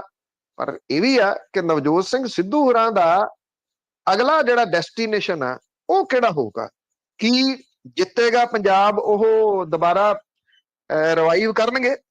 ਉਹਦੇ ਵੈਸੇ ਜਿਹੋ ਜਿਹੇ ਦੋ ਤਿੰਨ ਉਹਨਾਂ ਕੋਲੇ ਸਲਾਹਕਾਰ ਹੈਗੇ ਆ, ਉਹ ਬਥੇਰੇ ਨੇ ਜਿੱਤੇਗਾ ਪੰਜਾਬ ਜਿਹੜਾ ਜੀ ਉਹਨੂੰ ਚਲਾਉਣ ਦੇ ਵਾਸਤੇ। ਕਿਉਂਕਿ ਜਿਸ ਬਾਗ ਦਾ ਮਾਲੀ ਬੇਈਮਾਨ ਹੋ ਜੇ, ਉਹਦੇ ਫਲ ਵੀ ਨਹੀਂ, ਉਹਦੇ ਫੁੱਲ ਵੀ ਨਹੀਂ। ਸਮਝ ਹੀ ਜਾਣਗੇ ਜਿਹੜੇ ਸਰੋਤੇ ਇਹ ਕਿੱਧਰ ਇਸ਼ਾਰਾ, ਜਿਹੋ ਜੀ ਭਾਸ਼ਾ ਉਹ ਵਰਤ ਕੇ ਜਾਂ ਜਿਹੋ ਜੀ ਗਲਤ ਫੀਡਬੈਕ ਦੇ ਕੇ ਨਵਜੋਤ ਸਿੰਘ ਸਿੱਧੂ ਹੋਰਾਂ ਨੂੰ ਇੱਥੋਂ ਤੱਕ ਉਹਨਾਂ ਨੇ ਪਹੁੰਚਾਤਾ, ਸ਼ਾਇਦ ਹੋ ਸਕਦਾ ਕਿਸੇ ਪਾਸੇ ਜੋਗਾ ਵੀ ਉਹ ਨਾ ਛੱਡਣ। ਜਿੱਤੇਗਾ ਪੰਜਾਬ ਜਿਹੜਾ, ਉਹਦੇ ਤਹਿਤ ਉਹ ਕੀ ਕਰ ਲੈਣਗੇ ਕੁਛ ਨਹੀਂ ਕਿਹਾ ਜਾ ਸਕਦਾ। ਦੂਜੀ ਗੱਲ ਹੈ ਕਿ ਜਿਹੜਾ ਇਹ ਪੀਕੇ ਨੇ ਬਣਾਈ ਆ ਪਾਰਟੀ, ਉਹਨੂੰ ਕਿਹੋ ਜਿਹਾ ਸਹਿਯੋਗ ਮਿਲਦਾ? ਉਹਨੇ ਪੰਜਾਬ ਦੇ ਵਿੱਚ ਤਾਂ ਆਉਣ ਦੀ ਗੱਲ ਕੀਤੀ ਨਹੀਂ ਕੋਈ, ਉਹਨੇ ਤਾਂ ਬਿਹਾਰ ਦੇ ਵਿੱਚ ਇਹਦੀ ਸ਼ੁਰੂਆਤ ਕਰਨ ਦੀ ਗੱਲ ਜਿਹੜੀ ਆ ਉਹ ਅਜੇ ਕੀਤੀ ਹੈ। ਪ੍ਰਸ਼ਾਂਤ ਕਿਸ਼ੋਰ ਬਾਰੇ ਕਿਹਾ ਜਾਂਦਾ ਪੰਨੂ ਸਾਹਿਬ ਵੀ ਉਹਨੇ ਕਦੇ ਹਾਰ ਦੇ ਘੋੜੇ ਤੇ ਹਰਦੇ ਘੋੜੇ ਤੇ ਕਦੇ ਦਾ ਨਹੀਂ ਲਾਇਆ, ਪਰ ਵੇਖੋ ਸਿਆਸਤ ਇਹਦੇ ਬਾਰੇ ਪੋਸੀਬਿਲਿਟੀਜ਼ ਹਮੇਸ਼ਾ ਥਾਂ ਰਹਿੰਦੀਆਂ ਨੇ। ਪੰਨੂ ਸਾਹਿਬ, ਕੁਮਾਰ ਵਿਸ਼ਵਾਸ ਦੀ ਗ੍ਰਿਫਤਾਰੀ ਤੇ ਤਾਂ ਲੱਗ ਗਈ ਰੋਕ, ਪਰ ਦੂਜੇ ਪਾਸੇ ਸੁਣਨ ਦੇ ਵਿੱਚ ਗੱਲਾਂ ਆ ਰਹੀਆਂ ਕਿ ਬੀਬੀ ਅਲਕਾ ਲਾਂਬਾ ਵੀ ਹਾਈ ਕੋਰਟ ਦੇ ਵਿੱਚ ਪਹੁੰਚ ਗਈ ਹੈ। ਬਿਲਕੁਲ ਜੀ, ਅਲਕਾ ਲਾਂਬਾ ਦੇ ਖਿਲਾਫ ਵੀ ਤੇ ਕੁਮਾਰ ਵਿਸ਼ਵਾਸ ਦੇ ਖਿਲਾਫ ਵੀ ਰੂਪਨਗਰ ਥਾਣੇ ਦੇ ਵਿੱਚ ਮਾਮਲਾ ਦਰਜ ਜਿਹੜਾ ਉਹ ਕੀਤਾ ਗਿਆ। ਇਹ ਮਾਮਲਾ ਜਿਹੜਾ ਡਿਊਰਿੰਗ ਇਲੈਕਸ਼ਨ ਜਦੋਂ ਕੁਮਾਰ ਵਿਸ਼ਵਾਸ ਨੇ ਇਹ ਟਿੱਪਣੀ ਕੀਤੀ ਸੀਗੀ ਕਿ ਅਰਵਿੰਦ ਕੇਜਰੀਵਾਲ ਹੋਰਾਂ ਨੇ ਉਹਨੂੰ ਇਹ ਗੱਲ ਕਹੀ ਸੀਗੀ ਕਿ ਮੈਂ ਪੰਜਾਬ ਦਾ ਮੁੱਖ ਮੰਤਰੀ ਬਣਨਾ, ਤੇ ਉਹ ਕਹਿੰਦਾ ਕਿ ਜੇ ਨਾ ਬਣੇ ਤੇ ਉਹ ਕਹਿੰਦਾ ਫਿਰ ਪੰਜਾਬ ਨੇ ਵੱਖਰਾ ਹੋ ਜਾਣਾ ਤੇ ਮੈਂ ਉੱਥੇ ਖਾਲਿਸਤਾਨ ਬਣ ਜਾਣਾ, ਫਿਰ ਮੈਂ ਉਹਦਾ ਪ੍ਰਧਾਨ ਮੰਤਰੀ ਬਣੂਗਾ। ਇਹ ਕਿੱਥੇ ਕਹੀ ਸੀ ਗੱਲ, ਕਿਵੇਂ ਕਹੀ ਸੀ, ਉਹਦਾ ਕੀ ਸਬੂਤ ਆ, ਇਹ ਨਹੀਂ ਕਿਸੇ ਨੂੰ ਵੀ ਜਿਹੜਾ ਉਹ ਪਤਾ। ਇਹ ਤਾਂ ਸਿਰਫ ਜਿਹੜਾ ਹੀਅਰਸੇ ਜੋ ਮੈਂ ਗੱਲ ਕੀਤੀ, ਇਹ ਤਾਂ ਉਹ ਮਾਮਲਾ ਕਿਹਾ ਜਾ ਸਕਦਾ ਕਿ ਮੈਂ ਕਿਸੇ ਤੋਂ ਜਿਹੜੀ ਉਹ ਸੁਣੀ ਸੀਗੀ ਗੱਲ। ਹੁਣ ਇਹਨੂੰ ਪ੍ਰੂਵ ਕਿਵੇਂ ਕੀਤਾ ਜਾਊਗਾ, ਇਹ ਵੱਡਾ ਸਵਾਲ ਹੈ। ਜਿਹੜਾ ਤਾਂ ਹੈਗਾ ਕੁਮਾਰ ਵਿਸ਼ਵਾਸ, ਉਹਨੂੰ ਤਾਂ ਹਾਈ ਕੋਰਟ ਨੇ ਜਿਹੜੀ ਉਹ ਰਾਹਤ ਦੇ ਦਿੱਤੀ ਸੀ ਕਿ ਉਹਦੀ ਗ੍ਰਿਫਤਾਰੀ ਦੇ ਉੱਤੇ ਸਟੇ ਲੱਗ ਗਈ ਸੀ। ਕੁਮਾਰ ਵਿਸ਼ਵਾਸ ਨੇ ਇਹ ਗੱਲ ਕਹੀ ਸੀ ਕਿ ਉਹਦੇ ਖਿਲਾਫ ਦਰਜ ਕੇਸ ਕਾਨੂੰਨੀ ਪ੍ਰਕਿਰਿਆ ਦੀ ਉਲੰਘਣਾ ਕਰਕੇ ਦਰਜ ਕੀਤਾ ਗਿਆ ਤੇ ਸਿਆਸਤ ਤੋਂ ਪ੍ਰੇਰਿਤ ਹੈ। ਇਹ ਵੀ ਕਿਹਾ ਸੀਗਾ ਕਿ ਜਿਵੇਂ ਪੁਲਿਸ ਮਾਮਲੇ 'ਚ ਅੱਗੇ ਵੱਧ ਰਹੀ ਆ, ਇਹ ਸਪਸ਼ਟ ਹੈ ਕਿ ਉਹਦੀ ਆਜ਼ਾਦੀ ਦੇ ਵਿੱਚ ਅੜਿੱਕਾ ਖੜਾ ਕਰ ਰਹੀ ਆ। ਉਹਦੇ ਉੱਤੇ ਸਟੇ ਲੱਗੀ, ਜਦੋਂ ਸਟੇ ਲੱਗ ਗਈ ਗ੍ਰਿਫਤਾਰੀ ਦੇ ਉੱਤੇ, ਤੇ ਫਿਰ ਅਲਕਾ ਲਾਂਬਾ ਜਿਹੜੀ ਪਿਛਲੇ ਦਿਨਾਂ ਦੇ ਵਿੱਚ ਇੱਥੇ ਸ਼ਾਮਲ ਹੋਣ ਦੇ ਵਾਸਤੇ ਆਈ ਸੀਗੀ ਜਾਂਚ ਦੇ ਵਿੱਚ, ਉਦੋਂ ਕਾਂਗਰਸੀ ਉਹਨਾਂ ਦੇ ਨਾਲ ਗਏ ਸੀਗੇ। ਉਦਣ ਜਾਂਚ ਨਹੀਂ ਕੀਤੀ ਪੁਲਿਸ ਨੇ, ਇਹ ਕਿਹਾ ਕੋਈ ਨਹੀਂ ਤੁਹਾਨੂੰ ਫੇਰ ਸੱਦਾਂਗੇ। ਅਜੇ ਤੱਕ ਅਗਲੀ ਤਰੀਕ ਤਾਂ ਨਹੀਂ ਦਿੱਤੀ ਜਿਹੜੀ ਕਾਂਗਰਸ ਨੇ, ਕਿ ਮਾਫ ਕਰਨਾ ਪੁਲਿਸ ਨੇ, ਕਿ ਅਗਲੀ ਵਾਰੀ ਉਹਨੇ ਕਦੋਂ ਆਉਣਾ। ਪਰ ਕਿਉਂਕਿ ਇਸੇ ਹੀ ਮਸਲੇ ਦੇ ਵਿੱਚ ਕੁਮਾਰ ਵਿਸ਼ਵਾਸ ਨੂੰ ਰਾਹਤ ਮਿਲ ਗਈ ਹੈ, ਤੇ ਇਹ ਰਾਹਤ ਜਿਹੜੀ ਲਗਾ ਕੇ ਉਹਨੇ ਵੀ ਹਾਈ ਕੋਰਟ ਤੱਕ ਅਪਰੋਚ ਜਿਹੜੀ ਉਹ ਕਰ ਲਈ ਹੈ, ਔਰ 5 ਤਰੀਕ ਨੂੰ ਕੇਸ ਦੀ ਸੁਣਵਾਈ ਦੇ ਵਾਸਤੇ ਚੰਡੀਗੜ੍ਹ ਹਾਈ ਕੋਰਟ ਉਹ ਜਾਣਗੇ। ਇਸ ਗੱਲ ਦੀ ਉਮੀਦ ਹੈ ਕਿ ਜੇ ਕੁਮਾਰ ਵਿਸ਼ਵਾਸ ਨੂੰ ਮਿਲ ਗਈ ਹੈ ਰਾਹਤ, ਤੇ ਅਲਕਾ ਲਾਂਬਾ ਨੂੰ ਵੀ ਗ੍ਰਿਫਤਾਰੀ ਤੋਂ ਰਾਹਤ ਜਿਹੜੀ ਉਹ ਮਿਲ ਜੂਗੀ। ਪਰ ਉਸ ਤੋਂ ਬਾਅਦ ਇਹਨਾਂ ਦੋਨਾਂ ਨੂੰ ਜਾਂਚ ਦੇ ਵਿੱਚ ਤਾਂ ਜਿਹੜਾ ਉਹ ਸ਼ਾਮਲ ਹੋਣਾ ਪਊਗਾ, ਔਰ ਜਾਂਚ ਦੇ ਵਿੱਚ ਸ਼ਾਮਲ ਹੋ ਕੇ ਉਹ ਕੀ ਕਹਿੰਦੇ ਆ ਇਸ ਮਸਲੇ ਦੇ ਉੱਤੇ, ਜਿਹੜੇ ਇਲਜ਼ਾਮ ਉਹਨਾਂ ਨੇ ਲਾਏ ਸੀਗੇ। ਕਿਉਂਕਿ ਜੇ ਆਪਾਂ 17 ਵਾਲੀਆਂ ਇਲੈਕਸ਼ਨਾਂ ਦੀ ਗੱਲ ਕਰੀਏ, ਤੇ ਉਦੋਂ ਵੀ ਇਸੇ ਤਰੀਕੇ ਦਾ ਮਾਹੌਲ ਸਿਰਜਣ ਦੀ ਕੋਸ਼ਿਸ਼ ਕੀਤੀ ਗਈ ਸੀ, ਤੇ ਉਦੋਂ ਕਾਂਗਰਸ ਖਾਸ ਤੌਰ ਦੇ ਉੱਤੇ ਇਹਦੇ ਵਿੱਚ ਸਫਲ ਵੀ ਹੋ ਗਈ ਸੀਗੀ। ਚਾਹੇ ਉਹ ਮੋਗੇ ਦੇ ਵਿੱਚ ਘਰੇ ਰਹਿਣ ਵਾਲਾ ਮਾਮਲਾ ਹੋਵੇ, ਤੇ ਚਾਹੇ ਜਿਹੜਾ ਮੌੜ ਬੰਬ ਧਮਾਕਾ ਸੀਗਾ, ਕਿਉਂਕਿ 5 ਸਾਲ ਸਰਕਾਰ ਨੇ ਉਸ ਮਸਲੇ ਦੇ ਉੱਤੇ ਕੀਤਾ ਹੀ ਕੱਖ ਨਹੀਂ। ਸਭ ਨੂੰ ਪਤਾ ਸੀਗਾ ਕਿ ਉਹਦੀਆਂ ਕਿੱਥੇ ਤਾਰਾਂ ਜਿਹੜੀਆਂ ਉਹ ਜਾ ਰਹੀਆਂ ਨੇ, ਪਰ ਕੀਤਾ ਨਹੀਂ ਕੱਖ ਵੀ। ਤੋ ਇਹ ਦੁਬਾਰਾ ਫਿਰ 22 ਦੇ ਵਿੱਚ ਵੀ ਉਹੋ ਜਿਹਾ ਮਾਹੌਲ ਬਣਾਉਣ ਦੀ ਕੋਸ਼ਿਸ਼ ਕੀਤੀ ਗਈ ਸੀਗੀ। ਲੈਟਸ ਸੀ ਇੱਕ ਤਾਂ ਜਿਹੜੇ ਅਲਕਾ ਲਾਂਬਾ ਨੇ ਉਹਨਾਂ ਨੂੰ ਵੀ ਰਾਹਤ ਮਿਲਦੀ ਹੈ ਜਾਂ ਨਹੀਂ, ਮਿਲ ਜਾਣ ਦੇ ਆਸਾਰ ਨੇ, ਤੇ ਅੱਗੋਂ ਇਹਦੀ ਜਾਂਚ ਜਿਹੜੀ ਹੈ ਉਹ ਕਿਵੇਂ ਚੱਲਦੀ। ਜੀ ਜੀ ਪਨੂੰ ਸਾਹਿਬ, ਪੰਜਾਬ ਕੈਬਨਿਟ ਦੇ ਬਾਰੇ ਖਬਰਾਂ ਆ ਰਹੀਆਂ ਕਿ ਮੀਟਿੰਗ ਦੇ ਵਿੱਚ ਕੁਝ ਅਹਿਮ ਫੈਸਲੇ ਲਏ ਗਏ ਨੇ। ਦੇਖੋ, ਇੱਕ ਤਾਂ ਜਿਹੜਾ ਇੱਕ ਵਿਧਾਇਕ ਇੱਕ ਪੈਨਸ਼ਨ ਜਿਹੜਾ ਹੈ, ਕਿਉਂਕਿ ਇੱਕ ਵਿਧਾਇਕ ਜਿਹੜਾ ਉਹ ਕਈ ਪੈਨਸ਼ਨਾਂ ਲਈ ਜਾਂਦਾ ਸੀਗਾ, 5 6 ਪੈਨਸ਼ਨਾਂ ਵੀ ਜਿਹੜੇ ਉਹ ਵਿਧਾਇਕ ਲੈ ਰਹੇ ਸੀ, ਜਿਹਦੇ ਵਿੱਚ ਪ੍ਰਕਾਸ਼ ਸਿੰਘ ਬਾਦਲ, ਰਜਿੰਦਰ ਕੌਰ ਭੱਠਲ, ਲਾਲ ਸਿੰਘ, ਬਿੰਦਰ ਸਿੰਘ ਭੂੰਦੜ, ਸੁਖਦੇਵ ਸਿੰਘ ਢੀਂਡਸਾ ਉਚੇਚੇ ਤੌਰ ਦੇ ਉੱਤੇ ਜਿਹੜੇ ਉਹ ਸ਼ਾਮਲ ਸੀਗੇ। ਇਹ ਕਿਹਾ ਜਾ ਰਿਹਾ ਹੈ ਕਿ ਜਿਹੜੀ ਪੰਜਾਬ ਸਟੇਟ ਲੈਜਿਸਲੇਟਿਵ ਮੈਂਬਰਸ ਦੀ ਜਿਹੜੀ ਐਕਟ 1977 ਹੈ, ਉਹਦੇ ਵਿੱਚ ਸੋਧ ਨੂੰ ਮਨਜ਼ੂਰੀ ਦੇ ਦਿੱਤੀ ਗਈ ਹੈ ਬਕਾਇਦਾ ਤੌਰ ਦੇ ਉੱਤੇ। ਇਹਦੇ ਵਿੱਚ ਪੰਜਾਬ ਵਿਧਾਨ ਸਭਾ ਦੇ ਵਿੱਚ ਇੱਕ ਜਾਂ ਇੱਕ ਤੋਂ ਵੱਧ ਵਾਰੀ ਜਿੱਤ ਕੇ ਆਏ ਵਿਧਾਇਕਾਂ ਨੂੰ ਇੱਕੋ ਪੈਨਸ਼ਨ ਜਿਹੜੀ ਉਹ ਦਿੱਤੀ ਜਾਊਗੀ। 60,000 ਰੁਪਇਆ ਪ੍ਰਤੀ ਮਹੀਨਾ ਪੈਨਸ਼ਨ ਤੇ ਮਹਿੰਗਾਈ ਭੱਤਾ ਦਿੱਤਾ ਜਾਊਗਾ। ਕੋਈ ਕਰੀਬ 77,000 ਰੁਪਇਆ, 77,000 ਰੁਪਇਆ ਜਿਹੜੇ ਉਹ ਬਣਦਾ। ਸੂਬੇ ਦੇ ਵਿੱਚ 241 ਸਾਬਕਾ ਵਿਧਾਇਕਾਂ ਤੇ ਉਹਨਾਂ ਦੇ ਪਰਿਵਾਰਕ ਮੈਂਬਰਾਂ ਨੂੰ ਪੈਨਸ਼ਨ ਦੀ ਅਦਾਇਗੀ ਜਿਹੜੀ ਉਹ ਕੀਤੀ ਜਾ ਰਹੀ ਆ। ਇਹਦੇ ਨਾਲ ਪੰਜਾਬ ਸਰਕਾਰ ਨੂੰ ਸਾਲਾਨਾ 19.5 ਕਰੋੜ ਰੁਪਇਆ ਜਿਹੜਾ ਉਹ ਬਚੂਗਾ, ਕਿਉਂਕਿ ਹੋਣਾ ਵੀ ਇਹ ਚਾਹੀਦਾ ਨਾ। ਇਹ ਗੱਲ ਡਿਊਰਿੰਗ ਇਲੈਕਸ਼ਨ ਵੀ ਚੱਲਦੀ ਸੀਗੀ ਕਿ ਇਹ ਜਿਹੜੀ ਪੈਨਸ਼ਨ ਹੈ ਇਹ ਰੁਕਣੀ ਚਾਹੀਦੀ ਹੈ, ਇੱਕੋ ਪੈਨਸ਼ਨ ਹੋਣੀ ਚਾਹੀਦੀ ਆ। ਛੋਟੀ ਨੌਕਰੀ ਕਰਨ ਵਾਲਾ, ਵੱਡੀ ਨੌਕਰੀ ਕਰਨ ਵਾਲਾ ਜਿਹੜਾ ਕੋਈ ਵੀ ਬੰਦਾ, ਜਦੋਂ ਉਹ ਪੈਨਸ਼ਨਰ ਹੋ ਜਾਂਦਾ ਤੇ ਉਹਨੂੰ ਇਹ ਥੋੜੀ ਹੈ ਕਿ ਕਿੰਨੇ ਸਾਲ ਉਹਨੇ ਕੰਮ ਕੀਤਾ ਉਨੀਆਂ ਪੈਨਸ਼ਨਾਂ ਮਿਲਣਗੀਆਂ। ਪੈਨਸ਼ਨ ਇੱਕੋ ਜਿਹੜੀ ਉਹ ਮਿਲਦੀ ਹੈ। ਫਿਰ ਵਿਧਾਇਕਾਂ ਨੇ ਇਹ ਕਿਉਂ ਕੀਤਾ ਹੋਇਆ ਸੀਗਾ? ਇਹ ਕਿਉਂਕਿ ਅੰਨਾ ਵੱਡੇ ਸੀਰ ਨਹੀਂ ਮੁੜ ਆਪਣਿਆਂ ਨੂੰ, ਉਹ ਗੱਲ ਸੀ। ਤੋ ਹੁਣ ਜਿਹੜੇ ਇਹ ਅਹਿਮ ਫੈਸਲੇ ਜਿਹੜੇ ਕੀਤੇ ਨੇ ਕੈਬਨਿਟ ਦੇ, ਉਹਨਾਂ ਦੇ ਵਿੱਚੋਂ ਇਹ ਵੱਡਾ ਫੈਸਲਾ ਸੀਗਾ।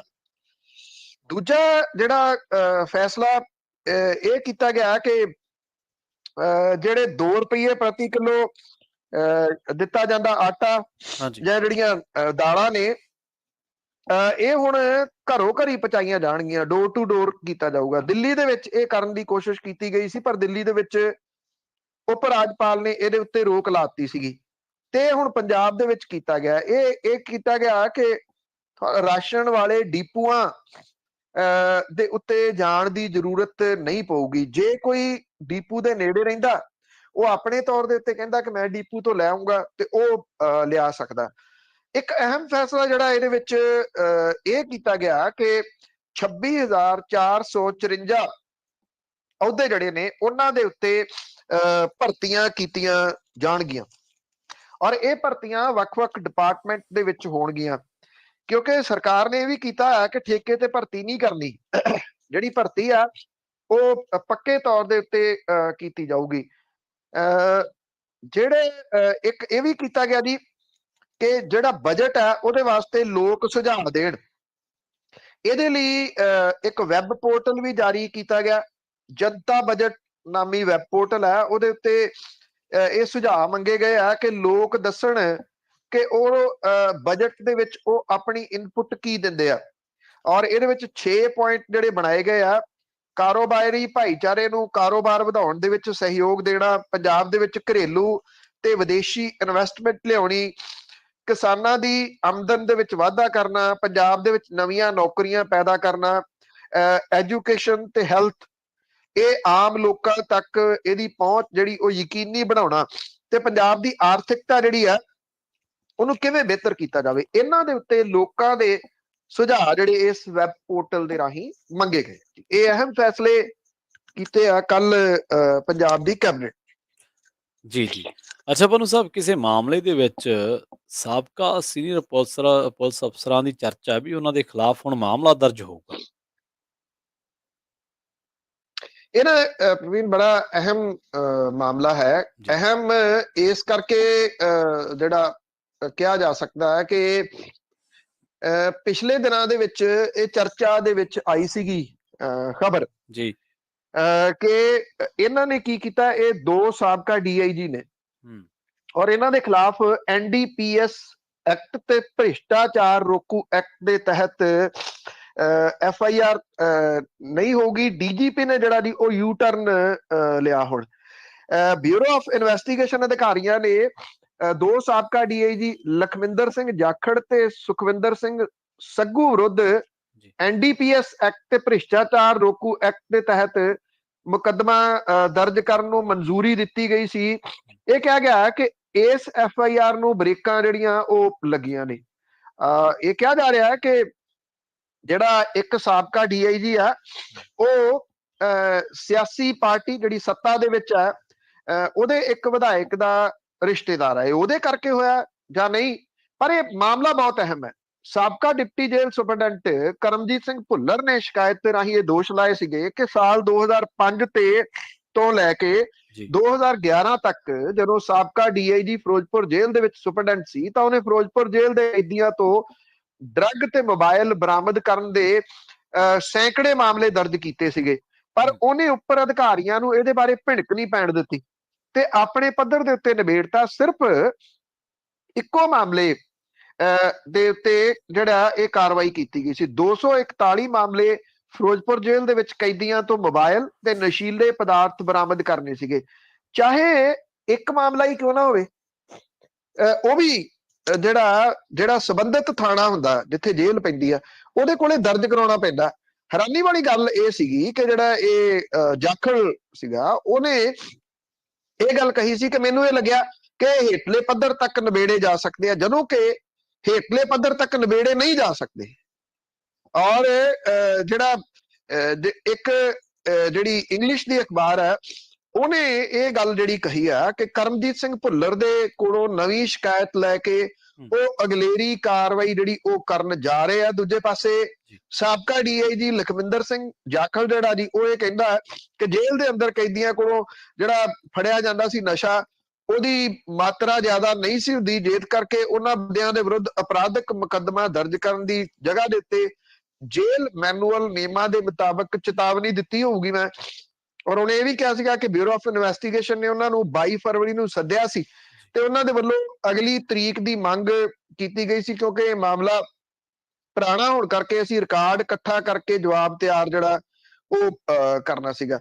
ਉਹ ਇਹ ਕਹਿੰਦਾ ਹੈ ਕਿ ਉਹਨੂੰ ਦੁਬਾਰਾ ਸੱਦਿਆ ਨਹੀਂ ਗਿਆ ਤੇ ਮੈਨੂਅਲ ਦੇ ਮੁਤਾਬਕ ਉਹ ਵੀ ਕਹਿੰਦਾ ਕਿ ਰਿਟਾਇਰਮੈਂਟ ਤੇ 3 ਸਾਲ ਤੋਂ ਬਾਅਦ ਕਿਸੇ ਦੇ ਉੱਤੇ ਮੁਕੱਦਮਾ ਦਰਜ ਨਹੀਂ ਜਿਹੜਾ ਉਹ ਕੀਤਾ ਜਾ ਸਕਦਾ।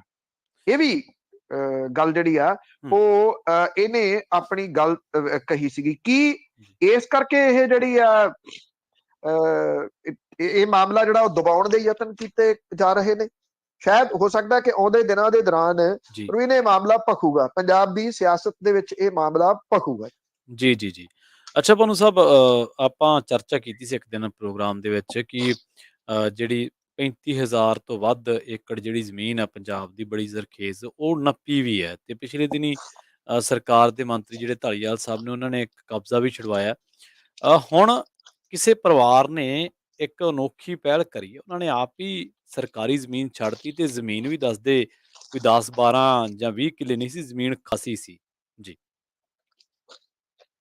ਇਹ ਨਾ ਜੀ ਇੱਥੇ ਪਟਿਆਲੇ ਦੇ ਨੇੜੇ ਪੈਂਦਾ ਪਿੰਡ ਜੀ ਨੈਣਾ ਖੁਰਦ, ਨੈਣਾ ਕੌਤ ਤੇ ਨੈਣਾ ਖੁਰਦ ਦੋ ਪਿੰਡ ਨੇ। ਔਰ ਨੈਣਾ ਖੁਰਦ ਦੇ ਨੇੜੇ ਲੱਗਵੀਂ ਇਹ ਜ਼ਮੀਨ ਹੈ, ਇਹ ਜੰਗਲਾਤ ਦੀ ਆ ਜ਼ਮੀਨ। ਜੀ ਕੋ 50 ਸਾਲਾਂ ਤੋਂ ਇਹਦੇ ਉੱਤੇ ਜਿਹੜਾ ਉਹ ਕਬਜ਼ਾ ਹੈ। ਠੀਕ ਹੈ ਔਰ 43 ਏਕੜ, ਜੀ 43 ਏਕੜ ਦੇ ਵਿੱਚੋਂ 30 ਏਕੜ ਇੱਕ ਪਰਿਵਾਰ ਦੇ ਕੋਲੇ ਸੀ, ਨਾਮਵਰ ਪਰਿਵਾਰ ਹੈ, ਉਹਨਾਂ ਦਾ ਕਬਜ਼ਾ ਰਿਹਾ। ਹੇਠਲੀ ਅਦਾਲਤ ਦੇ ਵਿੱਚੋਂ ਉਹ ਕੇਸ ਹਾਰ ਗਏ। ਠੀਕ ਹੈ ਜੀ ਉਹਨਾਂ ਨੇ ਜੇ ਉਹ ਚਾਹੁੰਦੇ ਤਾਂ ਉੱਪਰਲੀ ਅਦਾਲਤ ਦੇ ਵਿੱਚ ਉਹ ਕੇਸ ਕਰ ਸਕਦੇ ਸੀ, ਤੇ ਇਹੋ ਜਿਹੇ ਮਾਮਲਿਆਂ ਦੇ ਵਿੱਚ ਸਟੇ ਤਾਂ ਜਿਹੜਾ ਉਹ ਬਹੁਤ ਈਜ਼ੀ ਮਿਲ ਜਾਂਦਾ। ਹੂੰ, ਫਿਰ ਮਾਮਲੇ ਕਿਵੇਂ ਚੱਲਦੇ ਆ, ਕਿੰਨੇ ਲੰਮੇ ਚੱਲਦੇ ਆ, ਉਹ ਆਪਾਂ ਨੂੰ ਵੀ ਪਤਾ। ਦੀਵਾਨੀ ਦਾਅਵੇ ਇਹਨਾਂ ਨੂੰ ਕਹਿੰਦੇ ਆ। ਜੀ ਦੀਵਾਨੀ ਦਾਅਵਿਆਂ ਦੇ ਵਿੱਚ ਪੀੜ੍ਹੀਆਂ ਖੱਪ ਜਾਂਦੀਆਂ ਨੇ। ਹੂੰ, ਪਰ ਉਹਨਾਂ ਨੇ ਇਹ ਫੈਸਲਾ ਜਿਹੜਾ ਨਹੀਂ ਕੀਤਾ ਕਿ ਅਸੀਂ ਇਹ ਜ਼ਮੀਨ ਹੁਣ ਅੱਗੋਂ ਨਹੀਂ ਵਾਹਾਂਗੇ, ਤੇ ਕਣਕ ਵੱਢ ਕੇ ਇਹ ਜ਼ਮੀਨ ਦਾ ਕਬਜ਼ਾ ਉਹਨਾਂ ਨੇ ਇਹ ਕਿਹਾ ਪ੍ਰਸ਼ਾਸਨ ਨੂੰ ਵੀ ਤੁਹਾਨੂੰ ਪੁਲਿਸ ਵੀ ਲਿਆਉਣ ਦੀ ਲੋੜ ਨਹੀਂ, ਤੁਸੀਂ ਆ ਕੇ ਉਹਦੇ ਉੱਤੇ ਕਬਜ਼ਾ ਕਰ ਲਓ। ਵੀ ਪੁਲਿਸ ਵਗੈਰਾ ਦੀ ਤਾਂ ਜ਼ਰੂਰਤ ਪੈਂਦੀ ਆ ਜੀ ਜੀ ਜੇ ਉੱਥੇ ਕੋਈ ਗੜਬੜ ਦਾ ਅੰਦੇਸ਼ਾ ਹੋਵੇ, ਵੀ ਗੜਬੜ ਜਿਹੜੀ ਹੋ ਸਕਦੀ, ਗੜਬੜ ਕੋਈ ਹੋਣੀ ਨਹੀਂ ਸੀਗੀ। ਹੂੰ, ਤੇ ਜੰਗਲਾਤ ਵਿਭਾਗ ਦੀ ਜਿਹੜੀ 43 ਏਕੜ ਜ਼ਮੀਨ ਹੈ, ਇਹ ਨੈਣਾ ਖੁਰਦ ਦਾ ਜਿਹੜਾ ਪਰਿਵਾਰ ਸੀਗਾ ਉਹਨਾਂ ਨੇ ਦੇਤੀ। ਤੇ ਕੱਲ ਪੰਚਾਇਤ ਮੰਤਰੀ ਜਿਹੜੇ ਨੇ ਕੁਲਦੀਪ ਸਿੰਘ ਧਾਲੀਵਾਲ ਉਚੇਚੇ ਤੌਰ ਦੇ ਉੱਤੇ ਉਸ ਪਰਿਵਾਰ ਦੇ ਕੋਲੇ ਘਰੇ ਪਹੁੰਚੇ, ਤੇ ਉਹਨਾਂ ਨੇ ਨਾ ਇੱਕ ਰਵਾਇਤੀ ਢੰਗ ਦੇ ਨਾਲ ਜਿਹੜੀ ਕਣਕ ਸੀਗੀ ਹਾਂਜੀ ਉਹ ਉਸ ਪਰਿਵਾਰ ਦੇ ਜਿਹੜੇ ਮੁਖੀ ਔਰਤ ਨੇ ਉਹਨਾਂ ਦੀ ਝੋਲੀ ਦੇ ਵਿੱਚ ਪਾਈ, ਤੇ ਇਹ ਅਰਜ਼ੋਈ ਕੀਤੀ ਕਿ ਜਿਵੇਂ ਉਹਨਾਂ ਨੇ ਪੰਜਾਬ ਦੇ ਰਿਜ਼ਕ ਦੇ ਵਿੱਚ ਵਾਧਾ ਕਰਨ ਦੇ ਵਾਸਤੇ ਇਹ ਫੈਸਲਾ ਲਿਆ। ਉਹਨਾਂ ਨੇ ਕਿਹਾ ਕਿ ਅਸੀਂ ਇਹ ਕਣਕ ਤੁਹਾਡੀ ਝੋਲੀ ਪਾ ਕੇ ਇਹ ਅਰਦਾਸ ਕਰਦੇ ਹਾਂ ਕਿ ਤੁਹਾਡੇ ਪਰਿਵਾਰ ਦੇ ਰਿਜ਼ਕ ਦੇ ਵਿੱਚ ਹੂੰ, ਵਾਧਾ ਹੋਵੇ। ਜੀ ਕਿਉਂਕਿ ਇਹ ਇਸ ਤਰ੍ਹਾਂ ਦੀ ਗੱਲ ਵੈਸੇ ਹੋ ਸਕਦਾ ਪਹਿਲਾਂ ਨਾ ਸੁਣੀ ਹੋਵੇ ਪੰਜਾਬ ਦੇ ਵਿੱਚ ਕਦੀ ਕਿਸੇ ਨੇ, ਹੂੰ, ਕਿਉਂਕਿ ਇੱਥੇ ਤਾਂ ਜਿਹੜੀਆਂ ਜ਼ਮੀਨਾਂ ਨੇ ਉਹਦੇ ਜੀ ਉੱਤੇ ਕਬਜ਼ਾ ਕਰਨ ਦੇ ਵਾਸਤੇ ਰਸੂਖ, ਕਿਉਂਕਿ ਜਿਹੜੀ ਤੁਸੀਂ 36,000 ਏਕੜ ਹੈ ਇਹ ਜ਼ਮੀਨ, ਹਾਂਜੀ ਔਰ ਜਿਹੜਾ ਕਬਜ਼ਾ ਹੈ ਸਾਰੇ ਦਾ ਸਾਰਾ ਰਸੂਖਦਾਰ ਪਰਿਵਾਰਾਂ ਦਾ ਹੈ। ਹੂੰ, ਜਿਹੜੀ 29 ਏਕੜ ਛਡਵਾਈ ਸੀਗੀ ਸਿਸਵਾਂ ਦੇ ਨੇੜੇ, ਸੁਖ ਵਿਲਾਸ ਦੇ ਨੇੜੇ, ਜੀ ਤੁਸੀਂ ਉਹ ਸੁਣਿਆ ਹੋਊਗਾ ਜਿਹੜਾ ਸਾਬਕਾ ਕੈਪਟਨ ਹਾਂਜੀ ਹੈ ਜਿਹੜਾ ਪਊ ਇੰਡੀਆ, ਹੂੰ, ਉਹ ਕਿਸ ਤਰੀਕੇ ਨਾਲ ਕਹਿ ਰਿਹਾ ਕਿ ਉਹ ਤਾਂ ਜ਼ਮੀਨ ਮੈਂ ਮੁੱਲ ਖਰੀਦੀ ਹੋਈ ਆ, ਜੀ ਮੈਂ ਥੋੜੀ ਉਹ ਜ਼ਮੀਨ ਜਿਹੜੀ ਛੱਡਣੀ ਆ। ਜਾਂ ਉਹ ਇਹ ਕਹਿੰਦਾ ਕਿ ਮੈਂ ਅਗਲੀ ਕਾਨੂੰਨੀ ਲੜਾਈ ਜਿਹੜੀ ਆ ਉਹ ਲੜੂੰਗਾ।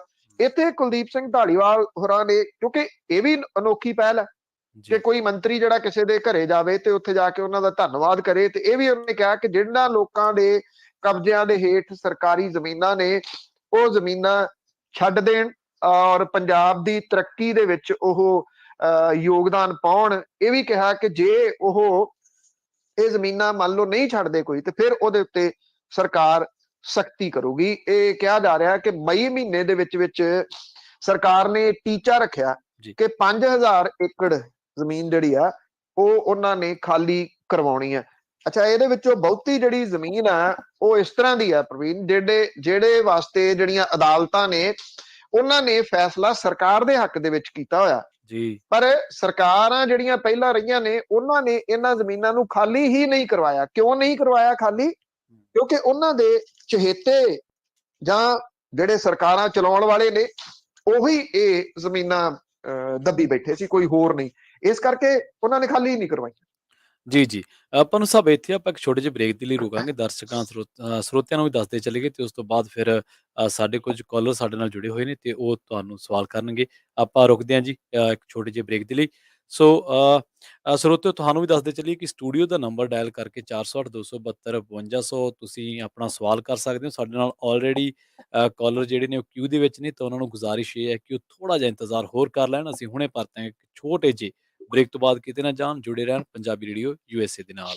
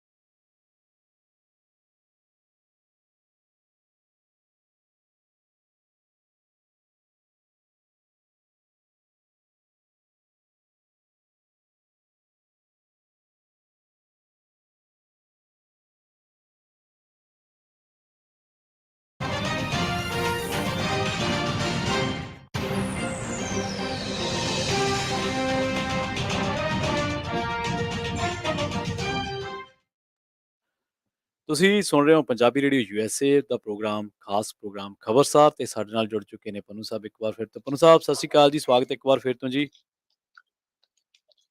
ਸ਼੍ਰੀ ਅਕਾਲ ਜੀ, ਧੰਨਵਾਦ, ਜੀ ਮਿਹਰਬਾਨੀ ਜੀ। ਸਟੂਡੀਓ ਦਾ ਨੰਬਰ ਹੈ ਜੀ 408-272-5200, ਤੇ ਪੰਨੂ ਸਾਹਿਬ ਨੂੰ ਤੁਸੀਂ ਸਵਾਲ ਕਰ ਸਕਦੇ ਹੋ ਇਹ ਨੰਬਰ ਡਾਇਲ ਕਰਕੇ। ਸਾਡੇ ਨਾਲ ਜਿਹੜੇ ਕਾਲਰ ਜੁੜੇ ਹੋਏ ਨੇ ਉਹਨਾਂ ਦੇ ਵਿੱਚੋਂ ਹੀ ਸਾਡੇ ਨਾਲ ਜੁੜੇ ਨੇ ਅਮਰਜੀਤ ਸਿੰਘ। ਆਓ ਸੁਣਦੇ ਹਾਂ ਉਹ ਕੀ ਕਹਿਣਾ ਚਾਹੁੰਦੇ ਨੇ। ਅਮਰਜੀਤ ਜੀ ਸਤਿ ਸ਼੍ਰੀ ਅਕਾਲ, ਤੁਸੀਂ ਆਨ 에ਅਰ ਹੋ ਜੀ।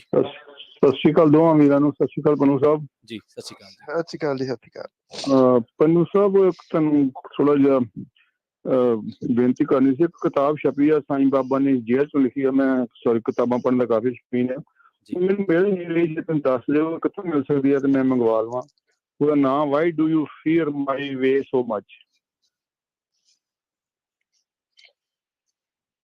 ਓਕੇ, ਇਸ ਤਰ੍ਹਾਂ ਹੈ, ਕਿਉਂਕਿ ਮੈਂ ਇੱਕਦਮ ਤਾਂ ਤੁਹਾਨੂੰ ਇਹਦਾ ਕੋਈ ਜਵਾਬ ਨਹੀਂ ਦੇ ਸਕਦਾ। ਜੇ ਤੁਸੀਂ ਆਨਲਾਈਨ ਟਰਾਈ ਨਹੀਂ ਕੀਤਾ ਤੇ ਜਿਹੜੀਆਂ ਆਨਲਾਈਨ ਅੱਜ ਕੱਲ ਸ਼ਾਪਿੰਗ ਵਾਲੇ ਨੇ ਉਹਨਾਂ ਤੋਂ ਮੋਸਟਲੀ ਬੁੱਕਸ ਜਿਹੜੀਆਂ ਉਹ ਮਿਲ ਜਾਂਦੀਆਂ ਨੇ। ਜੇ ਤੁਸੀਂ ਗੂਗਲ ਸਰਚ ਦੇ ਉੱਤੇ ਵੀ ਪਾ ਦਿਓਗੇ ਬੁੱਕ ਦਾ ਨਾਮ ਤੇ ਤੁਹਾਨੂੰ ਉਹ ਪਤਾ ਲੱਗ ਜਾਣਾ ਜੀ ਕਿ ਕਿਸ ਜਗ੍ਹਾ ਦੇ ਉੱਤੇ ਇਹ ਅਵੇਲੇਬਲ ਹੈ। ਖਾਸ ਤੌਰ ਦੇ ਉੱਤੇ ਜਿਹੜੀਆਂ ਸਾਈਟਸ ਨੇ ਆਨਲਾਈਨ ਸ਼ਾਪਿੰਗ ਵਾਲੀਆਂ, ਉੱਥੋਂ ਵੀ ਨਾ ਮਿਲੀ ਤੇ ਤੁਸੀਂ ਪ੍ਰਵੀਨ ਹੋਰਾਂ ਨੂੰ ਮੈਸੇਜ ਦੇਣਾ ਜੀ, ਫਿਰ ਮੈਂ ਪਤਾ ਕਰ ਦੂੰ ਜੀ।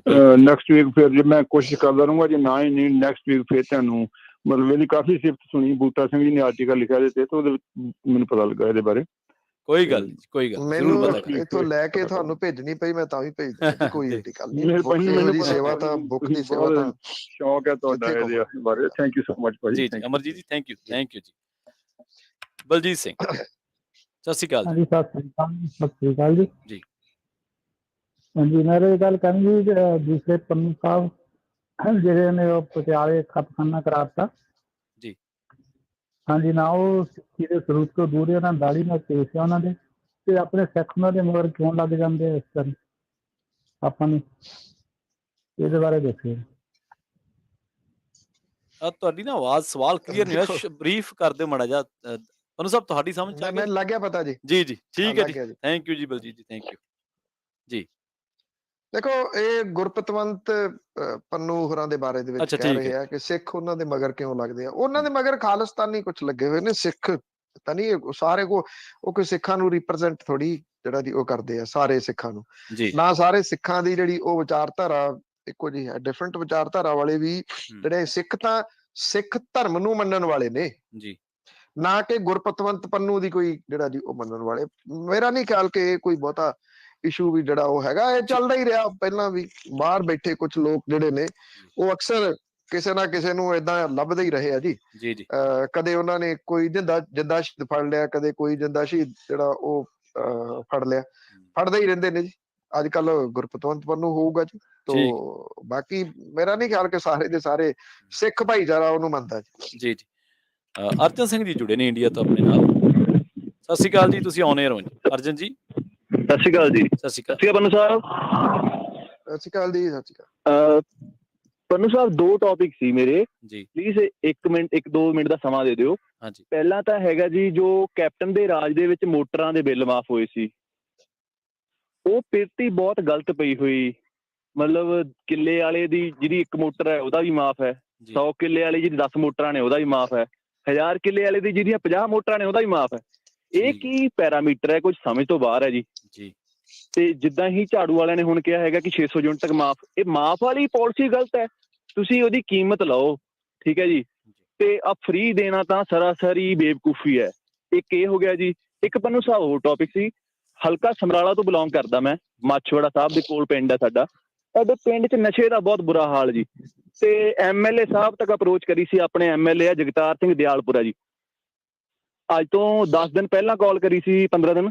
ਉਹਨਾਂ ਨਾਲ ਗੱਲ ਹੋਈ ਸੀ। ਮੈਂ ਕਿਹਾ ਭਾਜੀ ਆਪਣੇ ਇਲਾਕੇ, ਆਪਣੇ ਪਿੰਡ 'ਚ ਨਸ਼ਾ ਬੜਾ, ਵੀ ਸਮਗਲਰ ਬਣੇ ਹੋਏ ਨੇ 8-10 ਜਣੇ, ਵੀ ਬਹੁਤ ਬੁਰਾ ਹਾਲ ਹੈ, ਕੁਛ ਕਰਾਓ। ਕਹਿੰਦੇ ਕਿ ਆਪਾਂ SHO ਚੇਂਜ ਕਰਤਾ, SHO ਨਵਾਂ ਲਿਆਵਾਂਗੇ, ਸਖਤਾਈ ਕਰ ਦਾਂਗੇ, ਟੈਨਸ਼ਨ ਨਾ ਲਓ। ਔਰ ਪਰਸੋਂ ਉਹਨਾਂ ਨਾਲ ਗੱਲ ਹੋਈ, ਉਹ ਪਰਸੋਂ ਕਹਿ ਰਹੇ ਸੀ ਕਿ ਏਦਾਂ ਕਰੋ, ਤੁਸੀਂ ਨਾ ਲਿਸਟ ਲਿਖ ਕੇ ਦਿਓ, ਲਿਸਟ ਬਣਾ ਕੇ ਐਪਲੀਕੇਸ਼ਨ, ਵੀ ਬੰਦਿਆਂ ਦੇ ਨਾਮ ਲਿਖ ਕੇ ਦਿਓ। ਕੀ ਇਹ ਸਾਡਾ ਕੰਮ ਹੈ ਪੰਨੂ ਸਾਹਿਬ? ਕੋਈ ਸਮਝ ਤੋਂ ਬਾਹਰ ਹੈ।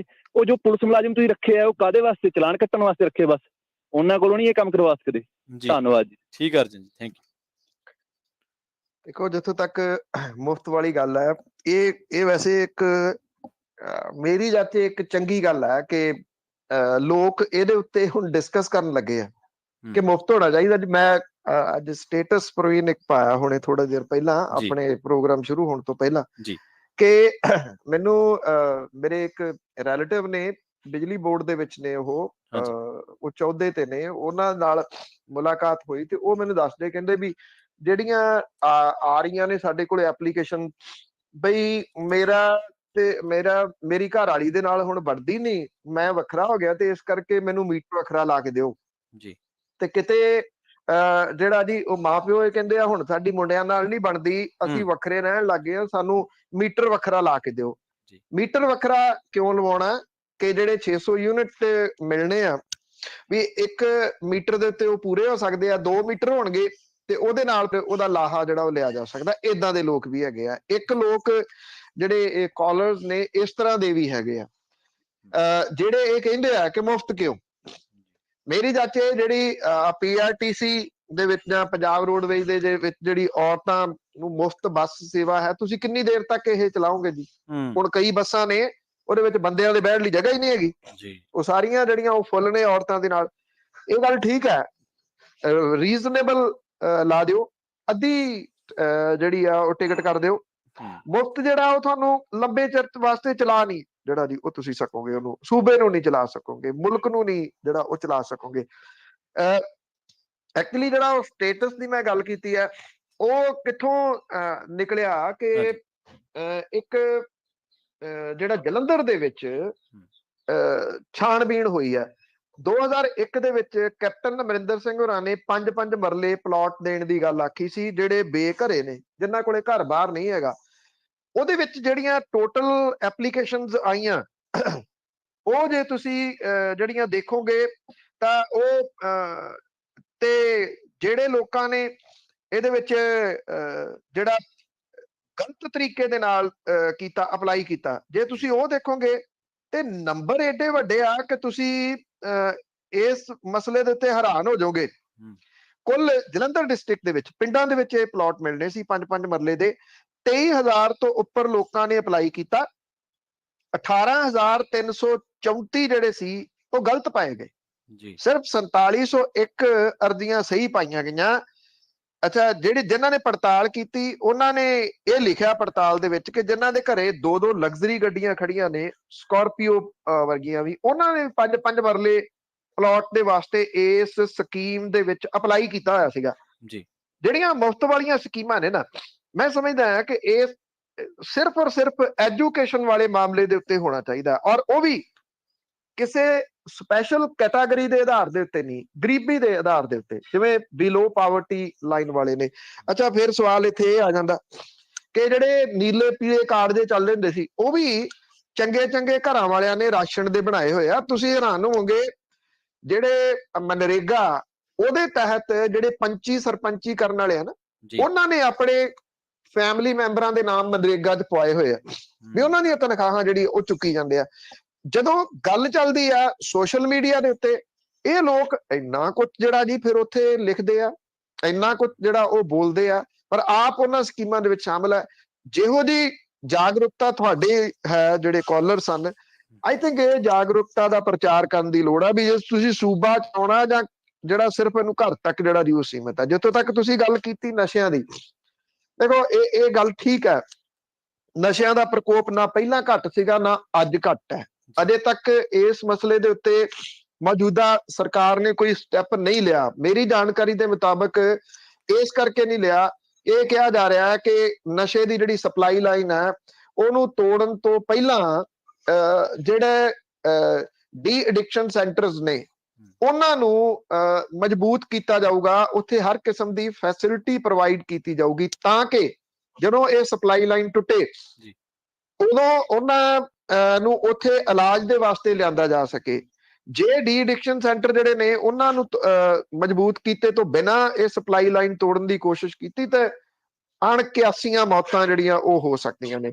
ਬਿਲਕੁਲ ਜੀ, ਇਹ ਕੰਮ ਪੁਲਿਸ ਦਾ ਹੈ, ਤੁਹਾਡਾ ਨਹੀਂਗਾ ਕਿ ਤੁਸੀਂ ਲਿਸਟਾਂ ਬਣਾ ਕੇ ਦੇਣੀਆਂ ਨੇ। ਕਿਉਂ ਲਿਸਟਾਂ ਬਣਾ ਕੇ ਦੇਣ? ਲੋਕਾਂ ਦੀ ਜਦੋਂ ਲੋਕ ਕਿਤੇ ਲਿਸਟਾਂ ਬਣਾ ਕੇ ਦਿੱਤੀਆਂ ਨੇ ਕਿਤੇ ਤੇ ਝੱਟ ਦੇਣੀ ਐਕਸ਼ਨ ਉਹਨਾਂ ਦੇ ਉੱਤੇ ਹੋ ਜਾਂਦਾ। ਕਿਉਂਕਿ ਇਹ ਸਭ ਨੂੰ ਪਤਾ ਹੈ ਕਿ ਜਿਹੜੀਆਂ ਕਾਲੀਆਂ ਭੇਡਾਂ ਨੇ ਉਹ ਪੁਲਿਸ ਦੇ ਵਿੱਚ ਵੀ ਨੇ, ਜਿਨ੍ਹਾਂ ਦੀ ਮਿਲੀ ਭੁਗਤ ਦੇ ਨਾਲ ਇਹ ਸਾਰਾ ਕੁਝ ਜਿਹੜਾ ਉਹ ਚੱਲਦਾ, ਤੇ ਉਹ ਗਾਂ ਉਹਨਾਂ ਤੱਕ ਪਹੁੰਚਾ ਦਿੰਦੇ ਆ ਵੀ ਤੁਹਾਡੇ ਖਿਲਾਫ ਸ਼ਿਕਾਇਤਾਂ ਆ ਗਈਆਂ, ਆਹ ਬੰਦਿਆਂ ਨੇ ਜਿਹੜੀਆਂ ਉਹ ਸ਼ਿਕਾਇਤਾਂ ਕੀਤੀਆਂ ਨੇ। ਪੁਲਿਸ ਇਸ ਕੰਮ ਦੇ ਵਾਸਤੇ ਆ। ਮੈਨੂੰ ਬੜੀ ਹੈਰਾਨਗੀ ਆ ਕਿ ਜੇ ਤੁਹਾਡਾ MLA ਇਹੋ ਜਿਹਾ ਜਿਹੜਾ ਉਹ ਜਵਾਬ ਦੇ ਰਿਹਾ, ਤੇ ਉਹਦੀ ਜਵਾਬਦੇਹੀ ਜਿਹੜੀ ਬਿਲਕੁਲ ਹੈਗੀ ਆ, ਉਹ ਲੋਕਾਂ ਨੂੰ ਰਿਪਰੈਜ਼ੈਂਟ ਕਰਦਾ। ਇੱਕ ਥਾਣੇਦਾਰ ਬਦਲ ਦੇਣ ਦੇ ਨਾਲ ਨਸ਼ੇ ਥੋੜੀ ਜਿਹੜਾ ਉਹ ਰੁਕਣੇ ਆ। ਜੇ ਉਹਨੇ ਏਦਾਂ ਦਾ ਜਵਾਬ ਦਿੱਤਾ ਤੇ ਇਹ ਬਿਲਕੁਲ ਜਿਹੜਾ ਉਹ ਗਲਤ ਜਵਾਬ ਹੈ, ਇਹ ਸਹੀ ਜਵਾਬ ਥੋੜੀ ਹੈ ਜੀ। ਔਰ ਉਹਨੂੰ ਸਰਕਾਰ ਤੱਕ ਇਹ ਗੱਲ ਜਿਹੜੀ ਉਹ ਪਹੁੰਚਾਉਣੀ ਬਣਦੀ ਆ। ਇਹ ਤਾਂ ਢਾਂਚਾ ਬਦਲਣਾ ਪੈਣਾ ਜੀ, ਬਹੁਤ ਵੱਡੇ ਪੱਧਰ ਦੇ ਉੱਤੇ। ਕਿਸੇ ਇੱਕ ਥਾਣੇਦਾਰ ਨੂੰ ਬਦਲ ਕੇ ਥੋੜੀ ਜਿਹੜਾ ਹੋਣਾ। ਆਪਣੀ ਜਿਹੜੀ ਇੱਕ ਗੱਲ ਸਾਂਝੀ ਕੀਤੀ ਆ, ਇਹਦਾ ਮਤਲਬ ਫਿਰ ਤਗੜੇ ਦਾ 27 ਵੀ 100 ਫੇਰ ਹੋ ਗਿਆ ਵੀ ਉਹ ਜੇ 2 ਜਾਣਿਆਂ ਦੇ ਉੱਤੇ ਮਾਮਲਾ ਦਰਜ ਨਹੀਂ ਹੋਇਆ ਵੀ ਇਸ ਕਰਕੇ ਕਿ ਉਹਨਾਂ ਦੀ ਅਪਰੋਚ ਸੀਗੀ। ਜੇ ਇਹ ਗੱਲ ਹੈ ਤੇ ਇਹ ਤਾਂ ਚਰਚਾ ਦਾ ਵਿਸ਼ਾ ਆਉਂਦੇ ਦਿਨਾਂ ਦੇ ਦੌਰਾਨ ਜ਼ਰੂਰ ਜਿਹੜਾ ਉਹ ਬਣੂਗੀ ਕਿ ਜਾਖਲ ਜਿਹੜਾ ਕਿ ਸਾਬਕਾ DGP ਜੇਲ੍ਹਾਂ ਦਾ ਰਿਹਾ, ਤੇ ਉਹਨੂੰ ਕਿਉਂ ਇਸ ਮਾਮਲੇ ਦੇ ਵਿੱਚ NDPS ਐਕਟ ਦੇ ਵਿੱਚੋਂ ਜਿਹੜਾ ਉਹ ਛੱਡ ਦਿੱਤਾ। ਆਈ ਥਿੰਕ ਤੁਸੀਂ ਫਿਕਰ ਨਾ ਕਰੋ ਇਸ ਗੱਲ ਦਾ। ਇਹ ਮਾਮਲਾ ਜਿਹੜਾ ਹੋ ਗਿਆ ਨਸ਼ਿਆਂ ਵਾਲਾ, ਇਹਨੂੰ ਪਿਛਲੇ ਬਹੁਤ ਸਾਲਾਂ ਤੋਂ ਜਿਹੜੇ ਉਠਾਉਂਦੇ ਰਹੇ ਆ, ਬਹੁਤ ਸਾਰੇ ਹੈਗੇ ਨੇ। ਪ੍ਰਵੀਨ ਹੁਰੀ ਹਮੇਸ਼ਾ ਸਾਥ ਦਿੰਦੇ ਰਹੇ ਨੇ, ਮਿੰਟੂ ਹੁਰੀ ਸਾਥ ਦਿੰਦੇ ਰਹੇ ਨੇ। ਇਹਨੂੰ ਇੱਥੇ ਛੱਡਾਂਗੇ ਥੋੜੀ ਜੀ, ਇਹ ਕੰਟੀਨਿਊਸ ਜਿਹੜਾ ਰੱਖਾਂਗੇ ਉਦੋਂ ਤੱਕ ਜਦੋਂ ਤੱਕ ਜਾਂ ਤਾਂ ਸਾਡੇ ਸਾਹ ਚੱਲਦੇ ਆ ਜਾਂ ਫਿਰ ਸਮਗਲਰਾਂ ਦੇ ਸਾਹ ਚੱਲਦੇ ਆ। ਜੀ। ਜੋਰਾ ਗਿੱਲ ਜੀ ਆਸਟ੍ਰੇਲੀਆ ਤੋਂ ਸਵਾਲ ਕਰਨਾ ਚਾਹੁੰਦੇ ਨੇ, ਤੁਸੀਂ ਆਉਣੇ ਰਹੋ ਜੀ। ਹਾਂਜੀ, ਸਤਿ ਸ਼੍ਰੀ ਅਕਾਲ ਜੀ ਦੋਵਾਂ ਵੀਰਾਂ ਨੂੰ। ਸਤਿ ਸ਼੍ਰੀ ਅਕਾਲ ਜੀ। ਮੈਂ ਪਹਿਲਾਂ ਤਾਂ ਸਿਰਫ 1 ਮਿੰਟ ਚਾਹੂੰਗਾ, ਤੁਹਾਨੂੰ ਥੋੜੀ ਜੀ ਇੱਕ ਕਰੈਕਸ਼ਨ ਕਰਨੀ ਸੀਗੀ। ਮਿੰਟੂ ਭਾਜੀ ਨੇ ਪਿਛਲੇ ਪ੍ਰੋਗਰਾਮ ਦੇ ਵਿੱਚ ਇੱਕ ਗੱਲ ਕਹੀ ਸੀ ਕਿ ਸ਼ਾਇਦ ਇਲੈਕਟ੍ਰਿਸਿਟੀ ਦਾ ਜੋ ਕ੍ਰਾਈਸਿਸ ਚੱਲ ਰਿਹਾ, ਹਾਂਜੀ, ਉਹਦਾ ਬਦਲ ਸਾਡੇ ਕੋਲ ਯੂਰੇਨੀਅਮ ਪਲਾਂਟ ਆ, ਪਾਵਰ ਪਲਾਂਟ ਦੇ ਲੱਗਦੇ ਤੇ ਮੈਂ ਇੱਥੇ ਸਿਰਫ ਇੱਕ ਛੋਟੀ ਜਿਹੀ ਕਰੈਕਸ਼ਨ ਕਰਨਾ ਚਾਹੂੰਗਾ। ਜੇ ਤੁਸੀਂ ਮੇਰਾ ਮੈਸੇਜ ਉਹਨਾਂ ਤੱਕ ਪਹੁੰਚਾ ਦਿਓ ਵੀ ਯੂਰੇਨੀਅਮ ਪਾਵਰ ਪਲਾਂਟ ਨੂੰ ਲਾਉਣ ਤੇ ਤਕਰੀਬਨ 5 ਤੋਂ 10 ਸਾਲ ਦਾ ਟਾਈਮ ਲੱਗ ਜਾਂਦਾ। ਠੀਕ ਹੈ ਜੀ। ਤੇ ਉਹਦੇ ਤੇ ਤਕਰੀਬਨ $1.8 ਬਿਲੀਅਨ ਦਾ ਖਰਚਾ ਹੋ ਸਕਦਾ ਹੈ ਜੀ। ਤੇ ਕੱਲੇ US ਦੇ ਵਿੱਚ ਸਭ ਤੋਂ ਵੱਡੀ ਪ੍ਰੋਬਲਮ ਕੀ ਆਉਂਦੀ ਹੈ ਯੂਰੇਨੀਅਮ ਪਾਵਰ ਪਲਾਂਟ ਦੀ? ਉਹਦੀ ਵੇਸਟੇਜ। ਕੱਲੇ USA ਦੇ ਵਿੱਚ 90,000 ਟਨ ਵੇਸਟ ਯੂਰੇਨੀਅਮ ਸਟੋਰ ਕੀਤਾ ਹੋਇਆ ਜੀ। ਤੇ world wide 2.5 lakh ton uranium waste ਜਿਹੜਾ ਸਟੋਰ ਕੀਤਾ ਹੋਇਆ। ਸੋ ਤੁਸੀਂ ਇਸ ਤੋਂ ਅੰਦਾਜ਼ਾ ਲਾ ਸਕਦੇ ਜੀ ਵੀ ਜੇ ਮੰਨ ਲਓ ਕੱਲ ਨੂੰ ਸਟੋਰੇਜ ਕਿਤੇ ਲੀਕੇਜ ਹੋ ਗਈ ਜਾਂ ਮਿਸਹੈਪਨਿੰਗ ਹੋ ਗਈ, ਉਹ ਇੱਕ ਬਹੁਤ ਹੀ ਜ਼ਿਆਦਾ ਹਾਈਲੀ ਰੇਡੀਓ ਐਕਟਿਵ ਕੈਮੀਕਲ ਆ, ਜਿਹਦੇ ਨਾਲ ਕਿ ਸਾਰੇ ਦਾ ਸਾਰਾ ਇਲਾਕਾ ਜ਼ਿਲ੍ਹਾ ਖਾਲੀ ਕਰਨਾ ਪੈ ਸਕਦਾ ਜੀ। ਸੋ ਇਹ ਵੀ ਇੱਕ ਜਦੋਂ ਇੱਕ ਮਿਸਹੈਪਨਿੰਗ ਹੋਈ ਸੀਗੀ ਫੁਕੂਸ਼ੀਮਾ ਪਾਵਰ ਪਲਾਂਟ ਦੇ ਵਿੱਚ ਜਾਪਾਨ ਦੇ ਵਿੱਚ, ਉੱਥੇ ਕੋਈ ਜਾਨੀ ਮਾਲੀ ਜ਼ਰੂਰ ਹੋਇਆ, ਜਾਨੀ ਨੁਕਸਾਨ ਕੋਈ ਨਹੀਂ ਆ, ਲੇਕਿਨ ਉੱਥੇ ਤਕਰੀਬਨ 1.5 ਲੱਖ ਲੋਕਾਂ ਨੂੰ ਰੀਲੋਕੇਟ ਕੀਤਾ ਗਿਆ। ਸੋ ਇੱਕ ਪਾਵਰ ਦਾ ਸਾਡੇ ਕੋਲ ਇੱਕ ਜ਼ਰੀਆ ਜਿਹੜਾ ਅੱਜ ਦੀ ਡੇਟ ਵਿੱਚ ਦੇਖੋ ਅੱਗ ਵਰ ਰਹੀ ਹੈ ਪੰਜਾਬ ਦੇ ਵਿੱਚ ਇਸ ਵੇਲੇ ਇੰਡੀਆ ਦੇ ਵਿੱਚ, ਜੋ ਸੋਲਰ ਪਾਵਰ ਪਲਾਂਟਸ ਕਹਿ ਲਓ ਜਾਂ ਸੋਲਰ ਐਨਰਜੀ, ਇੱਕੋ ਇੱਕ ਸਾਡੇ ਕੋਲ ਸੇਫ, ਇੱਕ ਕਲੀਨ ਐਨਰਜੀ ਇੱਕ ਤਰੀਕਾ ਆ ਜਿਹੜਾ ਕਿ ਸਰਕਾਰਾਂ ਦੇ ਸਾਥ ਤੋਂ ਬਗੈਰ ਨਹੀਂ ਲੱਗ ਸਕਦਾ ਜੀ। ਤੇ ਦੂਸਰਾ ਮੇਰਾ ਇੱਕ ਕੁਐਸਚਨ ਸੀਗਾ ਪੰਨੂ ਸਾਹਿਬ ਨੂੰ ਕਿ ਜਿਹੜੇ ਕਿ ਸਰਕਾਰਾਂ ਸਿਰਫ ਤੇ ਸਿਰਫ ਇਹ ਸਬਸਿਡੀ ਦਿੰਦੀਆਂ ਆ ਕਮਰਸ਼ੀਅਲ ਰੇਂਜ ਦੇ ਉੱਤੇ, ਜਾਂ ਕਹਿ ਲਓ ਵੀ ਟਿਊਬਵੈਲਾਂ ਜਾਂ ਹੋ ਸਕਦਾ ਕੁਛ ਹੋਟਲ ਜਾਂ ਕਿਸੇ ਕਾਰੋਬਾਰੀਆਂ ਨੂੰ ਦਿੰਦੇ ਹਨ, ਤੇ ਇਹ ਘਰਾਂ ਨੂੰ ਕਿਉਂ ਨਹੀਂ ਸਬਸਿਡੀ ਦਿੰਦੇ ਤਾਂ ਕਿ ਲੋਕਾਂ ਨੂੰ ਇਸ ਪਾਸੇ ਉਤਸ਼ਾਹਿਤ ਕੀਤਾ ਜਾਵੇ ਕਿ ਉਹ ਸੋਲਰ ਪੈਨਲ ਲਾਉਣ? ਠੀਕ ਹੈ ਜੀ, ਥੈਂਕ ਯੂ ਜੀ। ਦੇਖੋ ਤੁਹਾਡੀ ਗੱਲ ਜਿਹੜੀ ਪਹਿਲੀ ਉਹ ਕਾਫੀ ਹੱਦ ਤੱਕ ਸਹੀ ਹੈ। ਐਕਚੁਅਲੀ ਮੈਂ ਤੁਹਾਡੇ ਇਸ ਸੁਝਾਅ ਦੇ ਉੱਤੇ ਸਹੀ ਪਾਉਣਾ, ਔਰ ਮੈਂ ਇਹ ਗੱਲ ਜਿਹੜੀ ਉਹ ਪਹੁੰਚਾਈ ਵੀ ਹੈ ਕਿ ਜਿਹੜਾ ਸੋਲਰ ਹੈ, ਕਿਉਂਕਿ ਕੁਝ ਕੰਪਨੀਆਂ ਨੇ ਅਪਰੋਚ ਵੀ ਕੀਤੀ ਹੈ ਕਿ ਉਹ ਨਹਿਰਾਂ ਦੇ ਉੱਤੇ ਸੋਲਰ ਲਾ ਕੇ ਦੇਣ ਨੂੰ ਤਿਆਰ ਨੇ, ਕੁਝ ਸਾਲਾਂ ਦੇ ਵਾਸਤੇ ਉਹਨਾਂ ਨੂੰ ਦੇ ਦਿੱਤਾ ਜਾਵੇ, ਕੋਈ ਹਰਜ ਨਹੀਂ ਉਹਨਾਂ ਨੂੰ, ਕਿਉਂਕਿ ਗੱਲ ਤਾਂ ਪਾਵਰ ਜਨਰੇਟ ਕਰਨ ਦੀ ਹੈ ਨਾ, ਮੁੜ ਕੇ ਉਹ ਸਰਕਾਰ ਦੇ ਹੋ ਜਾਣਗੇ। ਦੂਜਾ ਜਿਹੜਾ ਮੇਰਾ ਮੰਨਣਾ ਹੈ ਕਿ ਜਿਹੜੀਆਂ ਟਰਬਾਈਨ ਨੇ, ਜਿਹੜੀਆਂ ਅੱਜ ਕੱਲ ਜੈਪਨੀਜ਼ ਟੈਕਨੋਲੋਜੀ ਆਈ ਆ, ਬੜੀ ਸ਼ਾਨਦਾਰ ਉਹ ਟੈਕਨੋਲੋਜੀ ਹੈ, ਮੈਂ ਖੁਦ ਉਹ ਦੇਖੀ ਆ।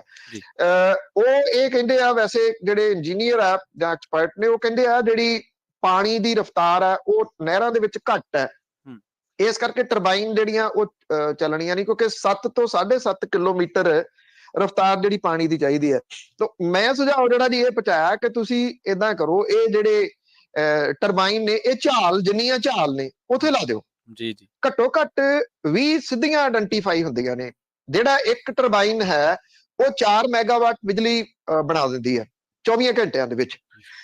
ਔਰ ਜੇ ਇਹ ਟਰਬਾਈਨ ਝਾਲਾਂ ਦੇ ਉੱਤੇ ਲੱਗ ਜਾਣ, ਜਿਹੜੀਆਂ ਜਾਪਾਨ ਦੀਆਂ ਬਣੀਆਂ ਹੋਈਆਂ, ਇਹ ਇੱਕ ਬੜਾ ਵੱਡਾ ਜਿਹੜਾ ਉਹ ਰੈਵੋਲੂਸ਼ਨ ਆ ਸਕਦਾ ਉਹਨਾਂ ਝਾਲ ਦੇ ਰਾਹੀਂ ਉੱਥੇ ਟਰਬਾਈਨ ਲਾ ਕੇ। ਔਰ ਕੀਤਾ ਇਹ ਜਾਵੇ ਕਿ ਉਹਨੂੰ ਤੁਸੀਂ ਜਿਹੜੀ ਬਿਜਲੀ ਉੱਥੇ ਤੁਸੀਂ ਬਣਾਉਣੀ ਆ ਉਹਨੂੰ ਦੂਰ ਨਾ ਲਿਜਾਓ, ਉਹ ਨੇੜੇ ਦੇ ਏਰੀਏ ਦੇ ਵਿੱਚ ਉਹਦੀ ਸਪਲਾਈ ਹੋ ਜੇ।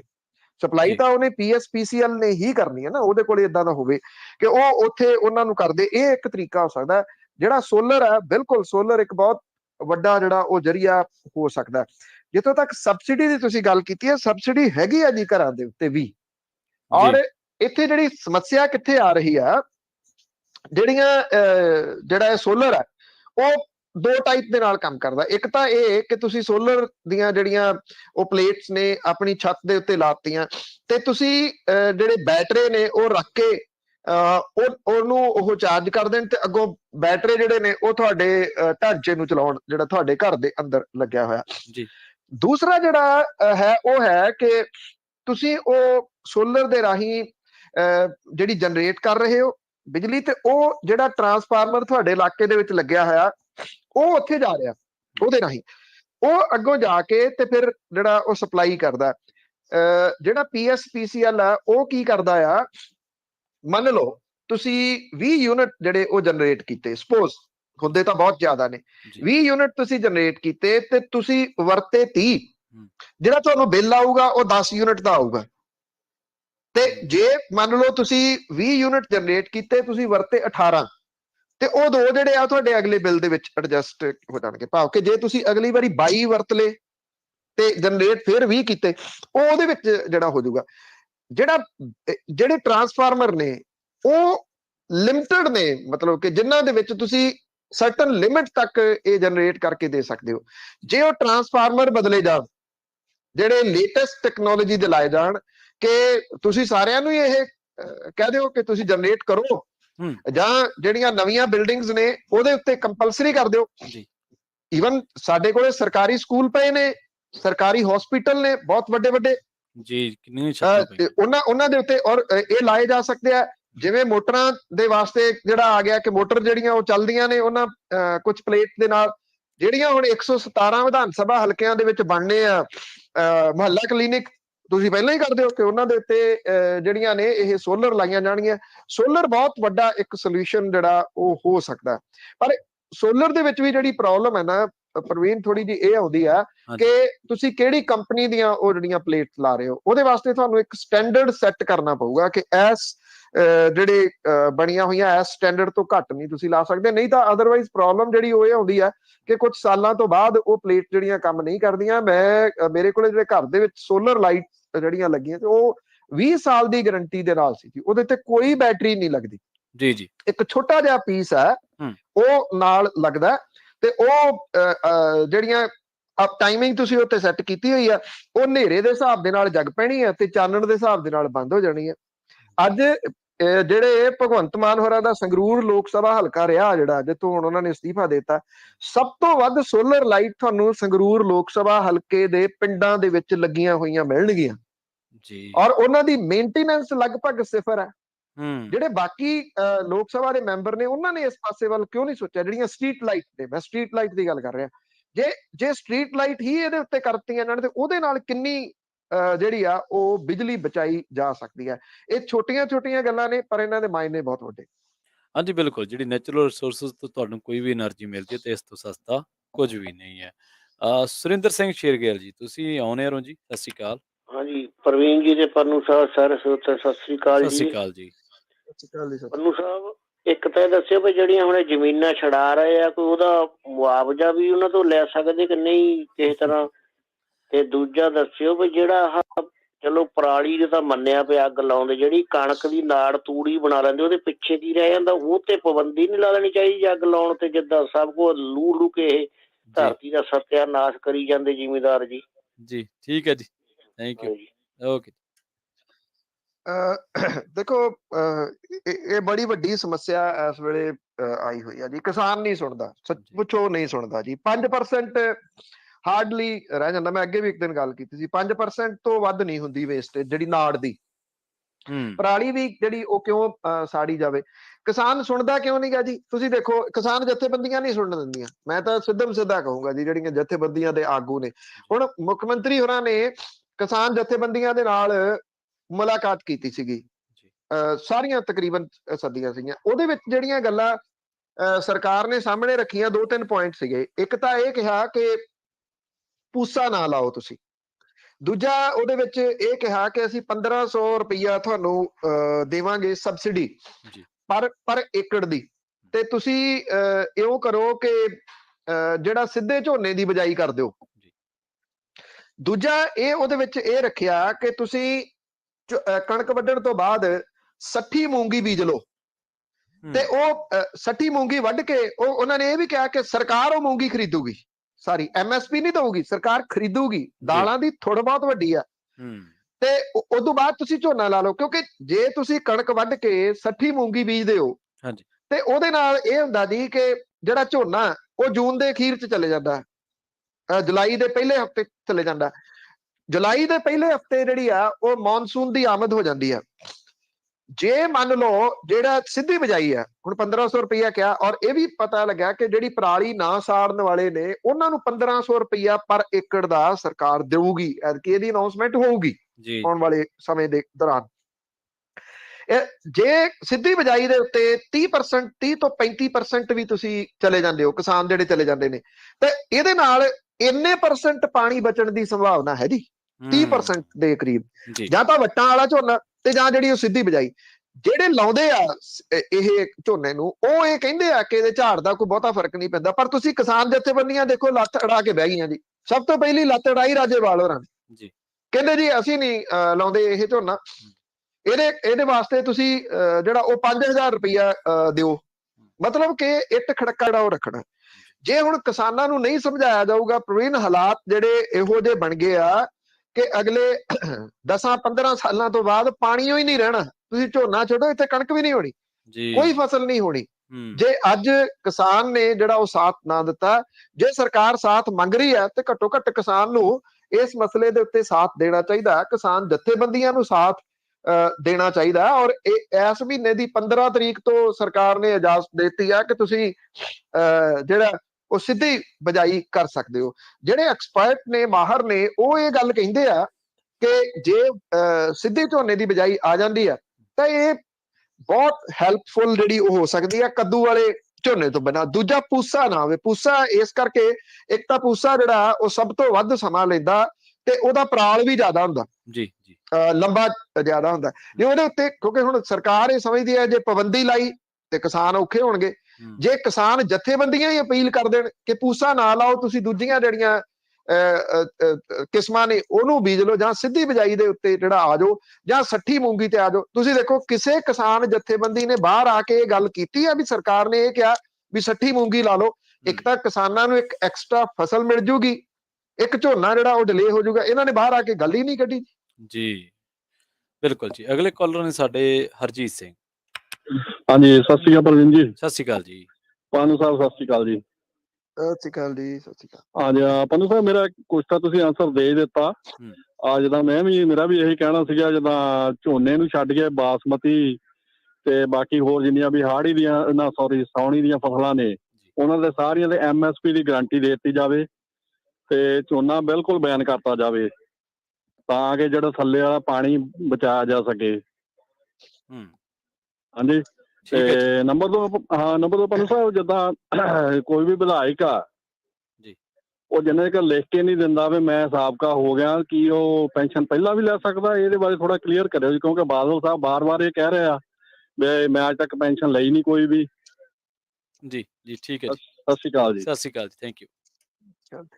ਦੇਖੋ, ਬਾਸਮਤੀ ਦੇ ਉੱਤੇ ਤਾਂ ਕੁਝ ਕਰਨ ਦੀ ਲੋੜ ਨਹੀਂ। ਪ੍ਰਵੀਨ ਹੁਰੀ ਵੀ ਕਿਸਾਨੀ ਪਰਿਵਾਰ ਦੇ ਨਾਲ ਸੰਬੰਧਿਤ ਨੇ। ਉਹ ਤਾਂ ਜਿਵੇਂ ਵਿਕਦੀ ਆ, ਜਿਹੜੇ ਉਹ ਹੌਟ ਕੇਕ ਵਾਂਗੂ ਵਿਕਦੀ ਆ। ਜਿੰਨੀ ਉਹਦੀ ਡਿਮਾਂਡ ਹੈ, ਬਹੁਤ ਵੱਡੀ ਡਿਮਾਂਡ ਹੈ ਬਾਸਮਤੀ ਦੀ, ਪਰ ਉਧਰ ਨੂੰ ਜਾਂਦਾ ਕੋਈ ਨਹੀਂ ਨਾ ਹੈ। ਉਹ ਸੌਖਾ ਜਿਹੜਾ ਉਹ ਤਰੀਕਾ ਅਪਣਾਉਂਦੇ ਨੇ। ਜਿੱਥੋਂ ਤੱਕ ਵਿਧਾਇਕ ਵਾਲੀ ਜਿਹੜੀ ਗੱਲ ਹੈ, ਠੀਕ ਹੈ ਜੀ, ਉਹ ਸਬੂਤ ਇਹਦਾ ਪੇਸ਼ ਕਰ ਦੇਣ ਕਿ ਉਹਨਾਂ ਨੇ ਪੈਨਸ਼ਨ ਜਿਹੜੀ ਉਹ ਕੋਈ ਨਹੀਂ ਲਈ। ਜਦੋਂ 17 ਵਾਲੀਆਂ ਚੋਣਾਂ ਹੋਈਆਂ ਸੀਗੀਆਂ, ਉਦੋਂ ਵੋਟਾਂ ਦੀ ਗਿਣਤੀ ਦੇ ਇਨ ਬਿਟਵੀਨ ਜਿਹੜਾ ਸਮਾਂ ਸੀਗਾ, ਉਹ ਅਮਰੀਕਾ ਆਪਣਾ ਚੈੱਕਅਪ ਕਰਵਾਉਣ ਦੇ ਵਾਸਤੇ ਗਏ ਸੀ, ਤਾਂ ਕਿ ਸਰਕਾਰ ਦੇ ਖਰਚੇ ਦੇ ਉੱਤੇ ਆਪਣਾ ਚੈੱਕਅਪ ਕਰਵਾ ਸਕਣ। ਕਿ ਉਹਨਾਂ ਨੇ ਉਹ ਖਰਚਾ ਆਪ ਪੇ ਕੀਤਾ ਸੀਗਾ ਆਪਣੇ ਪੱਲਿਓ ਜੀ, ਜਾਂ ਜਿਹੜੀ ਹੁਣ ਪਿਛਲੇ ਦਿਨਾਂ ਦੇ ਵਿੱਚ ਤੁਸੀਂ ਦੇਖਿਆ ਹੀ ਆ ਨਾ, ਅਰਜਨ ਬਾਦਲ ਤੱਕ ਨੂੰ ਜਿਹੜੇ ਉਹ ਸਿਕਿਉਰਿਟੀ ਗਾਰਡ ਮਿਲੇ ਹੋਏ ਸੀਗੇ। ਕਿੰਨੀ ਸਿਕਿਉਰਿਟੀ ਇਹਨਾਂ ਦੇ ਟੱਬਰ ਲਈ ਫਿਰਦੇ ਨੇ। ਮੰਟੈਰੋ ਗੱਡੀਆਂ ਕੀ ਇਹਨਾਂ ਦੇ ਕੋਲੇ 2 ਨਹੀਂ ਹੈਗੀਆਂ ਸਰਕਾਰੀ ਜਿਹੜੀਆਂ ਬੁਲਟ ਪ੍ਰੂਫ ਨੇ? ਕੀ 128 ਜਿਹੜੇ ਸਿਕਿਉਰਿਟੀ ਵਾਲੇ ਉਹ ਸੁਖਬੀਰ ਸਿੰਘ ਬਾਦਲ ਹੋਰਾਂ ਕੋਲੇ ਨਹੀਂ ਹੈਗੇ? ਉਹ ਵੀ ਕਹਿ ਦੇਣ ਨਹੀਂ ਹੈਗੇ, ਜਾਂ ਤਾਂ ਜਿਹੜਾ ਜੀ ਉਹ ਲੋਕਾਂ ਨੂੰ ਸਬੂਤ ਦੇਣ। ਕਹਿ ਦੇਣ ਦੇ ਨਾਲ ਜਿਹੜਾ ਉਹ ਕੀ ਹੁੰਦਾ ਜੀ, ਕਹਿ ਦੇਣ ਦੇ ਨਾਲ ਤਾਂ ਕੁਝ ਵੀ ਜਿਹੜਾ ਉਹ ਕਿਹਾ ਜਾ ਸਕਦਾ। ਫਿਰ ਕੀਤਾ ਕਿਹਨੇ ਸੀ ਜੀ ਇਹ? ਜਿਹੜੇ ਜਿੰਨੀ ਵਾਰੀ ਵਿਧਾਇਕ ਬਣੇ ਉਨੀ ਵਾਰੀ ਪੈਨਸ਼ਨ ਕਿਹਨੇ ਕੀਤਾ ਸੀਗਾ ਜੀ? ਜੇ ਲੈਣੀ ਨਹੀਂ ਸੀਗੀ, ਬਾਦਲ ਸਾਹਿਬ ਨੇ ਤਾਂ ਕੀਤਾ ਸੀਗਾ।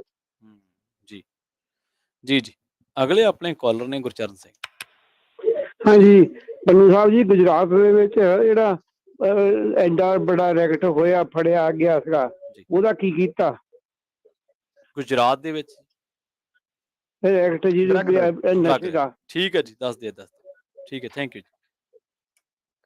ਦੇਖੋ, ਉਹਦੀ ਇਨਵੈਸਟੀਗੇਸ਼ਨ ਜਿਹੜੀ ਆ ਉਹ ਜਾਰੀ ਆ। ਗੁਜਰਾਤ ਦੇ ਵਿੱਚੋਂ ਇੱਕ ਨਹੀਂ ਜੀ, ਹੁਣ ਤੱਕ ਕਈ ਜਿਹੜੇ ਰੈਕਟ ਨੇ ਉਹ ਫੜੇ ਗਏ ਨੇ, ਕਿਉਂਕਿ ਜਿਹੜੇ ਪੋਰਟ ਨੇ, ਜਿਹੜੀਆਂ ਖੁਸ਼ਕ ਬੰਦਰਗਾਹਾਂ ਨੇ ਜਾਂ ਬੰਦਰਗਾਹਾਂ ਨੇ, ਉਹ ਪ੍ਰਾਈਵੇਟ ਹੋ ਗਈਆਂ। ਔਰ ਉਦੋਂ ਤੋਂ ਜਿਹੜਾ ਰੂਟ ਆ ਨਾ, ਡਰੱਗ ਵਾਲਿਆਂ ਨੇ ਬਦਲ ਲਿਆ ਆਪਣਾ। ਔਰ ਹੁਣ ਇਹਨਾਂ ਨਵੇਂ ਰੂਟਾਂ ਦੇ ਰਾਹੀਂ ਇਹ ਡਰੱਗ ਆਉਣੀ ਸ਼ੁਰੂ ਹੋਈ ਆ, ਜਿਹੜੀ ਕਿ ਈਰਾਨ ਦੇ ਪੋਰਟ ਤੋਂ ਚੜ੍ਹਦੀ ਆ ਤੇ ਗੁਜਰਾਤ ਦੇ ਪੋਰਟ ਦੇ ਉੱਤੇ ਆ ਕੇ ਜਿਹੜੀ ਉਤਰਦੀ ਆ। ਉੱਥੋਂ ਫਿਰ ਅੱਗੇ ਵੱਖ-ਵੱਖ ਸੂਬਿਆਂ ਨੂੰ ਜਿਹੜੀ ਜਾਂਦੀ ਹੈ। ਉਹਦੀ ਇਨਵੈਸਟੀਗੇਸ਼ਨ ਜਾਰੀ ਹੈ। ਇਨਵੈਸਟੀਗੇਸ਼ਨ ਬੜੀ ਲੰਬੀ ਆ। ਜਿਹੜੀ ਵੱਡੀ ਫੜੀ ਗਈ ਸੀ ਖੇਪ, ਉਹ ਮੁੰਦੜਾ, ਇਹ ਸ਼ਾਇਦ ਮੁੰਦੜਾ ਗੱਲ ਕਰ ਰਹੇ ਹੋ? ਹਾਂਜੀ, ਮੁੰਦੜਾ ਬੰਦਰਗਾਹ ਵਾਲੀ ਦੀ ਗੱਲ ਕਰਦੇ ਆ ਜੀ, ਜਿਹੜੀ 2.25 ਲੱਖ ਦੀ ਸੀਗੀ ਨਾ। ਉਹਦੇ ਵਿੱਚ ਇੱਕ ਜਿਹੜਾ ਆਸਟ੍ਰੇਲੀਆ ਦਾ ਰਹਿਣ ਵਾਲਾ ਆਪਣਾ ਪੰਜਾਬੀ ਸੀਗਾ, ਉਹ ਡਿਟੇਨ ਕੀਤਾ ਹੋਇਆ ਇਟਲੀ ਦੇ ਵਿੱਚ। ਔਰ ਜਿਹੜੀ ਐਕਸਟ੍ਰੈਡੀਸ਼ਨ ਟ੍ਰੀਟੀ ਆ, ਉਹਦੇ ਤਹਿਤ ਲਿਆਉਣ ਦੇ ਉਹਨੂੰ ਯਤਨ ਜਾਰੀ ਨੇ। ਇਹ ਉਹੀ ਮਾਮਲਾ ਜਿਹੜਾ ਇੱਕ ਅਕਾਲੀ ਆਗੂ ਸੀਗਾ ਅੰਮ੍ਰਿਤਸਰ ਤੋਂ, ਅਨਵਰ ਮਸੀਹ, ਉਹਦੀ ਕੋਠੀ ਦੇ ਵਿੱਚੋਂ ਜਿਹੜਾ ਸਮਾਨ ਫੜਿਆ ਗਿਆ ਸੀਗਾ। ਇਹ ਸਾਰਾ ਉਹੀ ਹੈ ਜੀ। ਔਰ ਜਿਹੜਾ ਪਿਛਲੇ ਦਿਨਾਂ ਦੇ ਵਿੱਚ ਫੜਿਆ ਗਿਆ, ਉਹ ਵੀ ਅੰਮ੍ਰਿਤਸਰ ਡਿਸਟ੍ਰਿਕਟ ਤੋਂ ਬੰਦਾ ਜਿਹੜਾ ਉਹ ਚੁੱਕਿਆ। ਔਰ ਇਹ ਬਦਕਿਸਮਤੀ ਆ ਕਿ ਜਦੋਂ ਡਰੱਗ ਦੀ ਗੱਲ ਆਉਂਦੀ ਆ ਤੇ ਪੰਜਾਬ ਦਾ ਨਾਂ ਆ ਜਾਂਦਾ, ਤੇ ਜਦੋਂ ਕਿਸੇ ਪੰਜਾਬੀ ਦਾ ਨਾਂ ਆਉਂਦਾ ਤੇ ਉਹਦੀਆਂ ਜਾ ਕੇ ਤਾਰਾਂ ਜਿਹੜੀਆਂ ਉਹ ਵਿਦੇਸ਼ ਦੇ ਨਾਲ ਕਿਤੇ ਨਾ ਕਿਤੇ ਜੁੜ ਜਾਂਦੀਆਂ ਨੇ। ਅਜੇ ਇਨਵੈਸਟੀਗੇਸ਼ਨ ਜਾਰੀ ਆ। ਬਹੁਤ ਵੱਡੀਆਂ ਖੇਪ ਨੇ ਇਹ ਜਿਹੜੀਆਂ ਫੜੀਆਂ ਗਈਆਂ ਨੇ। ਜੀ ਬਿਲਕੁਲ। ਅਰਜਨ ਜੀ, ਤੁਸੀਂ ਆਉਣੇ ਰਹੋ ਜੀ। ਸਤਿ ਸ਼੍ਰੀ ਅਕਾਲ। ਪੰਨੂ ਸਾਹਿਬ, ਇੱਕ ਗੱਲ ਰਹਿ ਗਈ ਸੀ, ਜਿੱਦਾਂ ਜੋ ਮੁਹੱਲਾ ਕਲੀਨਿਕ ਖੋਲਣ ਦੀ ਗੱਲ ਚੱਲ ਰਹੀ ਸਰਕਾਰ ਵੱਲੋਂ, ਇਹ ਹੋਵੇ ਤਾਂ ਵੀ ਉੱਥੇ ਖੁੱਲ ਜਾਣ। ਉਹ ਬਿਲਡਿੰਗਾਂ ਵੀ ਬਣੀਆਂ ਬਣਾਈਆਂ ਹੈਗੀਆਂ ਨੇ, ਉਹ ਵੀ ਕੰਮ ਆ ਜਾਣਗੀਆਂ। ਇਹ ਨਹੀਂ ਹੋ ਸਕਦਾ ਜੀ? ਧੰਨਵਾਦ ਜੀ। ਥੈਂਕ ਯੂ ਜੀ। ਕਿੱਥੇ ਖੁੱਲ ਜਾਣ? ਜਿਹੜੀਆਂ ਬਿਲਡਿੰਗਾਂ, ਕੋਈ ਸਰਕਾਰੀ ਬਿਲਡਿੰਗਾਂ ਦੀ ਚਰਚਾ ਕਰਕੇ ਕਹੀ, ਉਹਨਾਂ ਦਾ ਪੁਆਇੰਟ ਮਿਸ ਹੋ ਗਿਆ ਸ਼ਾਇਦ। ਦੇਖੋ, 117 ਖੁੱਲਣੇ ਨੇ। ਉਹਨਾਂ ਨੇ ਬਿਲਕੁਲ ਇਹ ਗੱਲ ਕਹੀ ਆ ਕਿ ਜਿੱਥੇ ਬਿਲਡਿੰਗਸ ਹੈਗੀਆਂ ਨੇ ਉਹਦੇ ਵਿੱਚ ਹੀ ਖੁੱਲਣਗੇ। ਜਿੱਥੇ ਬਿਲਡਿੰਗ ਨਹੀਂ ਹੈਗੀ, ਉਸ ਜਗ੍ਹਾ ਦੇ ਉੱਤੇ ਉਹਨਾਂ ਨੇ ਜ਼ਮੀਨ ਆਇਡੈਂਟੀਫਾਈ ਕਰਨ ਦੀ ਗੱਲ ਆਖੀ ਹੈ ਕਿ ਉੱਥੇ ਫਿਰ ਤੁਸੀਂ ਜ਼ਮੀਨ ਦੱਸ ਦਿਓ ਕਿ ਕਿਸ ਜਗ੍ਹਾ ਦੇ ਉੱਤੇ ਖੁੱਲਣੀ। ਅਜੇ ਇਹ 117 ਖੁੱਲਣੇ ਨੇ, ਜਿਹੜੇ ਕਿਹਾ ਜਾ ਰਿਹਾ ਕਿ ਇਸੇ ਸਾਲ ਦੇ ਅੰਤ ਤੱਕ ਵਰਕ ਕਰਨਾ ਸ਼ੁਰੂ ਕਰ ਦੇਣਗੇ। ਔਰ ਉਸ ਤੋਂ ਬਾਅਦ ਫਿਰ ਇਹਨਾਂ ਨੂੰ ਜਿਹੜਾ ਉਹ ਅੱਗੇ ਵਧਾਇਆ ਜਾਊਗਾ। ਜਿੱਥੇ ਡਿਸਪੈਂਸਰੀਆਂ ਹੈਗੀਆਂ ਨੇ ਨਾ, ਇਹ ਉਹਨਾਂ ਥਾਵਾਂ ਦੇ ਉੱਤੇ ਹੀ ਖੁੱਲਣੇ ਆ ਜੀ, ਉੱਥੇ ਹੀ ਖੁੱਲਣੇ ਆ। ਠੀਕ ਹੈ। ਸਤਨਾਮ ਸਿੰਘ, ਤੁਸੀਂ ਆਉਣੇ ਰਹੋ। ਹਾਂਜੀ ਪ੍ਰਵੀਨ ਜੀ, ਸਤਿ ਸ਼੍ਰੀ ਅਕਾਲ। ਪੰਨੂ ਭਾਈ ਸਤਿ ਸ਼੍ਰੀ ਅਕਾਲ ਜੀ। ਸਤਿ ਸ਼੍ਰੀ ਅਕਾਲ ਜੀ। ਸਤਿ ਸ਼੍ਰੀ ਅਕਾਲ ਜੀ। ਪੰਨੂ ਭਾਈ, ਜਿਸ ਤਰ੍ਹਾਂ ਸਰਕਾਰਾਂ ਇਹ ਜਿਹੜੇ ਆਪਣੇ ਕਹਿੰਦੇ ਸ਼ਰਾਬ ਦੇ ਠੇਕਿਆਂ ਰੈਵਨਿਊ ਬਹੁਤ ਆ, ਤੇ ਆਪਣੇ ਰੇਤ ਖੱਡਾਂ 'ਚ ਕਾਫੀ ਵੱਡਾ ਰੈਵਨਿਊ ਹੈਗਾ ਆ, ਕੀ ਇਹ ਸਰਕਾਰਾਂ ਇਹ ਆਪਣੇ ਅੰਡਰ ਨਹੀਂ ਰੱਖ ਸਕਦੀਆਂ, ਜਿਹਦੇ ਨਾਲ ਤੇ ਆਪ ਚਲਾ ਸਕਣ, ਨਾਲ ਰੈਵਨਿਊ ਆਓ ਤੇ ਨਾਲੇ ਫਿਰ ਜੋਬਾਂ ਵੀ ਨਿਕਲਣ ਆਪਣੀਆਂ ਇਮਾਨਦਾਰੀ ਨਾਲ, ਜਿਹੜੇ ਇਮਾਨਦਾਰ ਇੰਪਲੋਈ ਰੱਖ ਸਕਦੇ ਆ, ਤੇ ਨਾਲ ਜਿਹੜਾ ਮਾਫੀਆ ਹੈ ਹੋਰ ਗਲਤ ਕੰਮ ਹੁੰਦੇ ਉਹ ਰੋਕ ਸਕਦੇ ਆ? ਇਹ ਦੱਸਿਓ ਜੀ। ਜੀ ਥੈਂਕ ਯੂ ਜੀ। ਦੇਖੋ ਹੋਣ ਨੂੰ ਤਾਂ ਬਹੁਤ ਕੁਝ ਜਿਹੜਾ ਹੋ ਸਕਦਾ ਨਾ, ਪਰ ਸਵਾਲ ਇਹੀ ਜਿਹੜਾ ਆ ਜਾਂਦਾ ਕਿ ਢਾਂਚਾ ਜਿਹੜਾ ਉਹ ਕਿੰਨਾ ਖਰਾਬ ਹੋਇਆ ਹੋਇਆ। ਮੈਂ ਤਾਂ ਇਹਨੂੰ ਕੰਪੇਅਰ ਕਰਦਾ ਹੁੰਦਾ ਵੀ ਉਹ ਛਾਨਣੇ ਵਰਗਾ ਜਿਹੜਾ ਛੋਲੇ ਤੇ ਕਣਕ ਨੂੰ ਵੱਖਰੇ ਕਰਦਾ ਸੀਗਾ, ਇੰਨੀਆਂ ਚੋਰ ਮੋਰੀਆਂ ਨੇ ਉਹਦੇ ਵਿੱਚ। ਉਹਦਾ ਕੋਈ ਨਾ ਕੋਈ ਲਾਹਾ ਜਿਹੜਾ ਉਹ ਲੈ ਲੈਂਦਾ, ਕਿਉਂਕਿ ਅਕਸਰ ਅਸੀਂ ਤਾਂ ਇਹੀ ਪੜ੍ਹਿਆ ਸੀ ਨਾ, ਕਾਨੂੰਨ ਦੇ ਹੱਥ ਬਹੁਤ ਲੰਬੇ ਹੁੰਦੇ ਆ। ਇਹ ਤਾਂ ਆ ਕੇ ਬਾਅਦ ਦੇ ਵਿੱਚ ਸਮਝ ਲੱਗਾ ਨਾ ਵੀ ਨਹੀਂ, ਜਿਹੜੇ ਕਾਨੂੰਨ ਤੋੜਨ ਵਾਲੇ ਆ ਉਹਨਾਂ ਦੇ ਹੱਥ ਕਾਨੂੰਨ ਨਾਲੋਂ ਵੀ ਜ਼ਿਆਦਾ ਲੰਬੇ ਆ। ਤੋ ਇਸ ਕਰਕੇ ਜਿਹੜੀ ਇਹ ਸੁਮੇਧ ਸੈਣੀ ਇੱਕ ਵੱਡੀ ਮਿਸਾਲ ਹੈ ਇਹਦੀ, ਕਿ ਉਸ ਬੰਦੇ ਦੇ ਉੱਤੇ ਕਿੰਨੇ ਮਾਮਲੇ ਦਰਜ ਨੇ, ਕਦੋਂ ਤੋਂ ਦਰਜ ਨੇ, ਅੱਜ ਤੱਕ ਕਿਸੇ ਮਾਮਲੇ ਦੇ ਵਿੱਚ ਉਹਦੀ ਗ੍ਰਿਫਤਾਰੀ ਨਹੀਂ ਹੋ ਸਕੀ, ਔਰ ਇਦੋਂ ਉੱਪਰ ਉਹ ਅਦਾਲਤ ਦੇ ਵਿੱਚ ਪੇਸ਼ ਹੀ ਨਹੀਂ ਹੁੰਦਾ ਜੀ। ਸੁਪਰੀਮ ਕੋਰਟ ਦੇ ਵਿੱਚ ਵੀ ਉਹ ਪੇਸ਼ ਨਹੀਂ ਹੁੰਦਾ। ਉਹ ਇੱਕੋ ਚੀਜ਼ ਦੀ ਪਲੀ ਜਿਹੜੀ ਉਹ ਲੈ ਲੈਂਦਾ ਕਿ ਜੀ ਮੇਰੀ ਜਾਨ ਨੂੰ ਖਤਰਾ, ਮੇਰੇ ਉੱਤੇ ਪੋਲੀਟੀਕਲ ਵਾਰੰਟਾਂ ਦੇ ਤਹਿਤ ਮਾਮਲੇ ਦਰਜ ਕੀਤੇ ਗਏ, ਮੇਰੀ ਜਾਨ ਨੂੰ ਖਤਰਾ, ਬਸ ਇਹੀ ਗੱਲ ਜਿਹੜੀ ਉਹ ਕਰਦਾ। ਤੋ ਇਸ ਕਰਕੇ ਚੋਰ ਮੋਰੀਆਂ ਬਹੁਤ ਨੇ ਜੀ ਢਾਂਚੇ ਦੇ ਵਿੱਚ, ਤਾਂ ਕਰਕੇ ਉੱਥੇ ਸਮੱਸਿਆ ਜਿਹੜੀ ਆਉਂਦੀ ਹੈ। ਸਰਬਜੀਤ ਜੀ ਤੁਸੀਂ ਆਉਣੇ ਯਾਰ। ਹਾਂਜੀ ਪਨ ਭਾਈ, ਸਤਿ ਸ਼੍ਰੀ ਅਕਾਲ ਜੀ। ਮੈਨੂੰ ਇਹ ਦੱਸਿਓ ਜੀ, ਕਹਿੰਦੇ ਹੁੰਦੇ ਆ ਕਿ ਕਿਸੇ ਦੇ ਨਾਲ ਟੋਆ ਪੱਟਣਾ ਹੋਵੇ ਤੇ ਉਹਦੇ ਵਿੱਚ ਬੰਦਾ ਕਈ ਵੇਲੇ ਆਪ ਹੀ ਡਿੱਪਦਾ ਆ, ਤੇ ਜੋ ਇਸ ਵੇਲੇ ਨਵਜੋਤ ਸਿੰਘ ਸਿੱਧੂ ਸਾਹਿਬ ਹੋਣਾ ਦਾ ਹੋ ਰਿਹਾ ਆ, ਇੱਕ ਇਹਦੇ ਬਾਰੇ ਦੱਸਿਓ। ਤੇ ਦੂਜਾ ਭਗਵੰਤ ਮਾਨ ਸਾਹਿਬ ਹੁਣੇ ਕਹਿੰਦੇ ਸੀਗੇ ਕਿ ਅਸੀਂ ਜਦੋਂ ਵੀ ਆਏ ਤਾਂ ਜਿਹੜਾ ਪਾਣੀਆਂ ਦਾ ਮੁੱਦਾ ਸਭ ਨਾਲੋਂ ਜ਼ਰੂਰੀ ਆ, ਤੇ ਜਿਹੜਾ ਆਪਣੇ ਮੈਨੂੰ ਉਹਨਾਂ ਦਾ ਨਾਮ ਚੇਤਾ ਭੁੱਲ ਗਿਆ, ਸੌਰੀ, ਤੇ ਉਹਨਾਂ ਦੇ ਨਾਲ ਅਸੀਂ ਮੀਟਿੰਗ ਕਰਾਂਗੇ ਤਾਂ ਜਿਹੜਾ ਪਾਣੀ ਹੈ, ਪਾਣੀ ਸਾਫ਼ ਕਰਕੇ ਤਾਂ ਉਹ ਥੱਲੇ ਪਾਵਾਂਗੇ ਤਾਂ ਜਿਹਦੇ ਨਾਲ ਪਾਣੀ ਉੱਪਰ ਨੂੰ ਆਵੇ। ਇਹਦੇ ਬਾਰੇ ਦੱਸਿਓ ਜੀ। ਥੈਂਕ ਯੂ ਜੀ। ਦੇਖੋ ਬਾਬਾ ਸੀਚੇਵਾਲ ਉਹਨਾਂ ਦੀ ਗੱਲ ਸ਼ਾਇਦ ਉਹ ਕਰਦੇ ਸੀਗੇ। ਆਈ ਥਿੰਕ ਸੀਚੇਵਾਲ ਮਾਡਲ ਜਿਹੜਾ ਉਹ ਲਾਗੂ ਹੋਣਾ ਬੜਾ ਜ਼ਰੂਰੀ ਹੈ। ਇਹਦੇ ਨਾਲ ਢਾਂਚਾ ਦੇਖੋ ਤੁਸੀਂ, ਢਾਂਚੇ ਦੀ ਫੇਰ ਉਹ ਗੱਲ ਆ ਜਾਂਦੀ। ਇੱਥੇ ਮੇਰੇ ਨੇੜੇ ਕੋਈ 2 ਕਿਲੋਮੀਟਰ ਹਟਵਾ ਜਿਹੜਾ ਵਾਟਰ ਟ੍ਰੀਟਮੈਂਟ ਪਲਾਂਟ ਲੱਗਿਆ ਹੋਇਆ, ਮੈਂ ਹੈਰਾਨ ਇਸ ਗੱਲ ਤੋਂ ਆ। ਬਹੁਤ ਵੱਡਾ ਆ, ਬਹੁਤ ਵੱਡਾ ਪਲਾਂਟ ਆ, ਔਰ ਉਹ ਬੜਾ ਵਧੀਆ ਤਰੀਕੇ ਨਾਲ ਚੱਲਦਾ। ਉਹ ਕੀ ਕਰਦੇ ਆ ਪ੍ਰਵੀਨ, ਉੱਥੋਂ ਚੁੱਕਦੇ ਆ ਜਿਹੜਾ ਪਾਣੀ ਗੰਦਾ ਜਿਹੜਾ ਜਾ ਰਿਹਾ, ਉੱਥੋਂ ਚੁੱਕ ਕੇ ਉਹਨੂੰ ਸਾਫ਼ ਕਰਕੇ ਪਾਣੀ ਨੂੰ ਫੇਰ ਉਹਦੇ ਵਿੱਚ ਪਾਈ ਜਾ ਰਹੇ ਜੀ। ਮੇਰੇ ਇਹ ਸਮਝ ਤੋਂ ਪਰੇ ਵਾਲੀ ਗੱਲ ਆ ਵੀ ਉਹਦੇ ਵਿੱਚ ਕਿਉਂ ਪਾ ਰਹੇ ਆ। ਉਹਨੂੰ ਕਿਸਾਨਾਂ ਨੂੰ ਵੇਚਿਆ ਨਹੀਂ ਜਾ ਰਿਹਾ। ਕਿਉਂ ਨਹੀਂ ਵੇਚਿਆ ਜਾ ਰਿਹਾ? ਥੋੜੇ ਜਿਹੇ ਪੈਸੇ ਦੇ ਕੇ, ਕਿਉਂਕਿ ਸਬਜ਼ੀਆਂ ਵਗੈਰਾ ਦੇ ਵਾਸਤੇ ਜਿਹੜਾ ਵਾਟਰ ਟ੍ਰੀਟਮੈਂਟ ਪਲਾਂਟ ਦਾ ਪਾਣੀ ਆ ਉਹ ਬਹੁਤ ਵਧੀਆ, ਜਿਹਦੇ ਵਾਸਤੇ ਖਾਦ ਵਗੈਰਾ ਪਾਉਣ ਦੀ ਜ਼ਰੂਰਤ ਵੀ ਨਹੀਂ ਜਿਹੜੀ ਉਹ ਪੈਂਦੀ। ਤੋ ਇਹ ਬਾਬਾ ਸੀਚੇਵਾਲ ਜਿਹੜਾ ਮਾਡਲ ਲਾਗੂ ਕੀਤਾ ਜਾਵੇ, ਉਹ ਦੇਸੀ ਤਕਨੀਕ ਹੈ। ਚੱਕਰਪਿੰਡ ਦੇ ਵਿੱਚ ਲੱਗਿਆ ਹੋਇਆ। ਈਵਨ ਮੱਧ ਪ੍ਰਦੇਸ਼ ਦੀ ਸਰਕਾਰ ਨੇ ਸੀਚੇਵਾਲ ਮਾਡਲ ਜਿਹੜਾ ਉਹ ਲਾਗੂ ਕੀਤਾ ਹੋਇਆ, ਤੇ ਪੰਜਾਬ ਸਰਕਾਰ ਨੇ ਜਿਹੜਾ ਅਜੇ ਤੱਕ ਪਿਛਲੀਆਂ ਸਰਕਾਰਾਂ ਨੇ ਜਿਹੜਾ ਉਹ ਨਹੀਂ ਲਾਗੂ ਕੀਤਾ। ਲੈਟਸ ਸੀ ਕਿ ਉਹ ਕਰਦੀਆਂ ਨੇ ਹੁਣ ਜਿਹੜਾ ਉਹ ਹੁੰਦਾ ਕਿ ਨਹੀਂ ਹੁੰਦਾ। ਜਦੋਂ ਤੱਕ ਨਵਜੋਤ ਸਿੰਘ ਸਿੱਧੂ ਹੋਰਾਂ ਦੀ ਤੁਸੀਂ ਗੱਲ ਜਿਹੜੀ ਕੀਤੀ ਆ, ਮੈਂ ਤਾਂ ਪਹਿਲਾਂ ਹੀ ਜਿਹੜਾ ਗੱਲਬਾਤ ਦੇ ਵਿੱਚ ਦੱਸਿਆ ਕਿ ਨਵਜੋਤ ਸਿੰਘ ਸਿੱਧੂ ਹੋਰਾਂ ਦਾ ਨੁਕਸਾਨ ਕਰਨ ਦੇ ਵਾਸਤੇ ਉਹਨਾਂ ਨੂੰ ਹੋਰ ਕਾਂਗਰਸੀ ਜਾਂ ਕੋਈ ਵਿਰੋਧੀ ਲੱਭਣ ਦੀ ਲੋੜ ਨਹੀਂਗੀ ਜੀ, ਕਿਉਂਕਿ ਉਹ ਆਪ ਹੀ ਬਹੁਤ ਨੇ ਇਹਦੇ ਵਾਸਤੇ। ਜੋਗਾ ਸਿੰਘ ਜੀ। ਸਤਿ ਸ਼੍ਰੀ ਅਕਾਲ ਜੀ। ਸਤਿ ਸ਼੍ਰੀ ਅਕਾਲ ਜੀ। ਮੇਰਾ ਸਵਾਲ ਇਹ ਹੈ ਜੀ, ਜਿਹੜਾ ਬਿਜਲੀ ਦੇ ਬੜੇ ਡਿਪਾਰਟਮੈਂਟ ਹੈ, ਹਾਂਜੀ, ਬੜੇ ਕਹਿਣ ਵਾਲਾ ਲੋਕਾਂ ਦੇ ਮਹਿਕਮੇ ਸਾਰੇ ਡਿਫਾਲਟਡ ਹੈ ਜੀ। ਥਾਣੇ ਹੋਏ, SDM ਦੇ ਹੋਏ, ਤਹਿਸੀਲਾਂ ਦੇ ਹੋਏ ਜੀ। ਕਹਿੰਦਾ ਜੇ ਹੁਣ ਜੇ ਕਵਰੇ ਹੋਗੇ ਤਾਂ ਇਹਨਾਂ ਦੀ ਕਵਰਿੰਗ ਹੋ ਕੇ ਕਹਿੰਦੇ ਇਹਨਾਂ ਦੀ ਚਲੇ ਜਾਏਗੀ, ਨਹੀਂ ਡਿਫਾਲਟ ਕਰਕੇ ਨਸ਼ੇ ਕੱਟੇ ਜਾਣਗੇ ਜੀ। ਸਰਕਾਰ ਪੇ ਮਹਿਕਮਾ ਇਹਦੀ ਪੇ ਕਰੂਗਾ ਜੀ। ਜੀ ਠੀਕ ਹੈ ਜੋਗਾ ਸਿੰਘ ਜੀ, ਬਹੁਤ ਧੰਨਵਾਦ। ਨਹੀਂ, ਮਹਿਕਮਾ ਕਿਉਂ ਪੇ ਕਰੂਗਾ ਜੀ? ਉਹ ਪੇ ਤਾਂ ਇਹਨਾਂ ਨੂੰ ਹੀ ਕਰਨੇ ਪੈਣੇ ਆ। ਡਿਫਾਲਟਰ ਬਹੁਤ ਨੇ, ਔਰ ਇਹ ਪਤਾ ਲੱਗਿਆ ਕਿ ਪਿਛਲੇ ਕੁਝ ਦਿਨਾਂ ਦੇ ਵਿੱਚ ਹੀ ਜਦੋਂ ਤੋਂ ਡਿਫਾਲਟਰਾਂ ਦੇ ਉੱਤੇ ਸ਼ਿਕੰਜਾ ਕੱਸਿਆ ਜਾ ਰਿਹਾ, ਜਿਹੜਾ ਕਲੈਕਸ਼ਨ ਹੈ ਉਹ ਬਹੁਤ ਮੋਟੀ ਹੋ ਚੁੱਕੀ ਹੋਈ ਹੈ, ਕਰੋੜਾਂ ਦੇ ਵਿੱਚ। ਔਰ ਬਹੁਤ ਵੱਡਾ ਪੈਸਾ ਜਿਹੜਾ PSPCL ਦਾ ਇਹਨਾਂ ਵੱਲ ਖੜਾ। ਇਹ ਸਿਰਫ ਜਿਹੜੇ ਛੋਟੇ ਨੇ ਉਹਨਾਂ ਵੱਲ ਨਹੀਂ, ਬਲਕਿ ਇਹਦੇ ਵਿੱਚ ਵੱਡੇ ਵੱਡੇ ਨਾਮ ਸ਼ਾਮਲ ਨੇ। ਇਹਦੇ ਵਿੱਚ ਇੰਡਸਟਰੀ ਵੀ ਸ਼ਾਮਲ ਹੈ, ਇਹਦੇ ਵਿੱਚ ਸਰਕਾਰੀ ਇਮਾਰਤਾਂ ਵੀ ਜਿਹੜੀਆਂ ਉਹ ਸ਼ਾਮਲ ਨੇ। ਜੇ ਡਿਫਾਲਟਰਾਂ ਦੇ ਉੱਤੇ ਤੇ ਜਿਹੜੀ ਲੀਕੇਜ ਆ, ਬਿਜਲੀ ਦੀ ਜਿਹੜੀ ਲੀਕੇਜ ਆ, ਉਹ ਰੋਕ ਲਈ ਜਾਂਦੀ ਆ, ਤੇ ਉਹਦੇ ਤੋਂ ਹੀ ਸਾਹ ਸੌਖਾ ਹੋ ਸਕਦਾ PSPCL ਦਾ। ਜੀ ਜੀ ਜੀ, ਸੋ ਪਨੂੰ ਸਾਹਿਬ ਬਹੁਤ ਬਹੁਤ ਧੰਨਵਾਦ ਜੀ, ਇੰਨੇ ਸਾਰੇ ਸਵਾਲਾਂ ਦੇ ਤੁਸੀਂ ਜਵਾਬ ਦਿੱਤੇ। ਬਹੁਤ ਧੰਨਵਾਦ ਤੁਹਾਡਾ। ਥੈਂਕ ਯੂ ਪ੍ਰਵੀਨ, ਬਹੁਤ ਜੀ। ਮਿਹਰਬਾਨੀ। Thank you. ਔਰ ਇੱਕ ਧੰਨਵਾਦ ਕਰਨਾ ਬਣਦਾ ਸਾਡੇ ਕਾਲਰਸ ਦਾ, ਜਿਹੜੇ ਕਿ ਜਿੰਨੀ ਵੇਟ ਕਰਦੇ ਆ ਔਰ ਲਗਾਤਾਰ, ਕਿਉਂਕਿ ਕਈ ਵਾਰੀ ਇੱਕ ਸਰੋਤੇ ਦੇ ਸਵਾਲ 2-3 ਹੁੰਦੇ ਤੇ ਉਹਨਾਂ ਦੀ ਜਦੋਂ ਉਹ ਪੜਚੋਲ ਕਰਦੇ ਨੇ, ਪਨੂੰ ਸਾਹਿਬ ਤਫਸੀਲ ਦਿੰਦੇ ਨੇ, ਤਾਂ ਉਹ ਸਵਾਲ ਸਗੋਂ ਹੋਰ ਵੀ ਬਹੁਤ ਜ਼ਿਆਦਾ ਲੰਬਾ ਹੋ ਜਾਂਦਾ ਤੇ ਇਹਦੇ ਸਿੱਟੇ ਵਜੋਂ ਇਹ ਹੈ ਕਿ ਫਿਰ ਦੂਜੇ ਕਾਲਰਸ ਨੂੰ ਹੋਰ ਜ਼ਿਆਦਾ ਇੰਤਜ਼ਾਰ ਕਰਨਾ ਪੈਂਦਾ। ਸਵਾਲ ਹਮੇਸ਼ਾ ਉੱਥੇ ਹੁੰਦੇ ਜਿੱਥੇ ਅਕਾਊਂਟੇਬਿਲਿਟੀ ਹੋਵੇ। ਪੰਜਾਬੀ ਰੇਡੀਓ USA ਤੇ ਆਪਣਾ ਭਰੋਸਾ ਪ੍ਰਗਟਾਉਣ ਦੇ ਲਈ ਅਸੀਂ ਤਹਿ ਦਿਲ ਤੋਂ ਤੁਹਾਡੇ ਸ਼ੁਕਰਗੁਜ਼ਾਰ ਹਾਂ। ਸਾਡੇ ਸਪਾਂਸਰਸ ਦੇ ਉੱਤੇ ਇੱਕ ਨਜ਼ਰ ਫੇਰ ਮਾਰਦੇ ਚੱਲਦੇ ਹਾਂ, ਜਿਹੜੇ ਜ਼ਰੀਆ ਬਣਦੇ ਨੇ ਤੁਹਾਡੇ ਤੱਕ ਪ੍ਰੋਗਰਾਮਾਂ ਨੂੰ ਪਹੁੰਚਾਉਣ ਦਾ। ਤੇ ਜੇਕਰ ਤੁਸੀਂ ਵੀ ਕਿਸੇ ਕਾਰੋਬਾਰ ਨੂੰ ਕਿਸੇ ਪ੍ਰੋਗਰਾਮ ਨੂੰ ਸਪਾਂਸਰ ਕਰਨਾ ਹੈ, ਆਪਣੇ ਕਾਰੋਬਾਰ ਨੂੰ ਪ੍ਰਮੋਟ ਕਰਨਾ, ਤਾਂ ਸਟੂਡੀਓ ਦਾ ਨੰਬਰ ਹੈ ਜੀ 408-272-5200।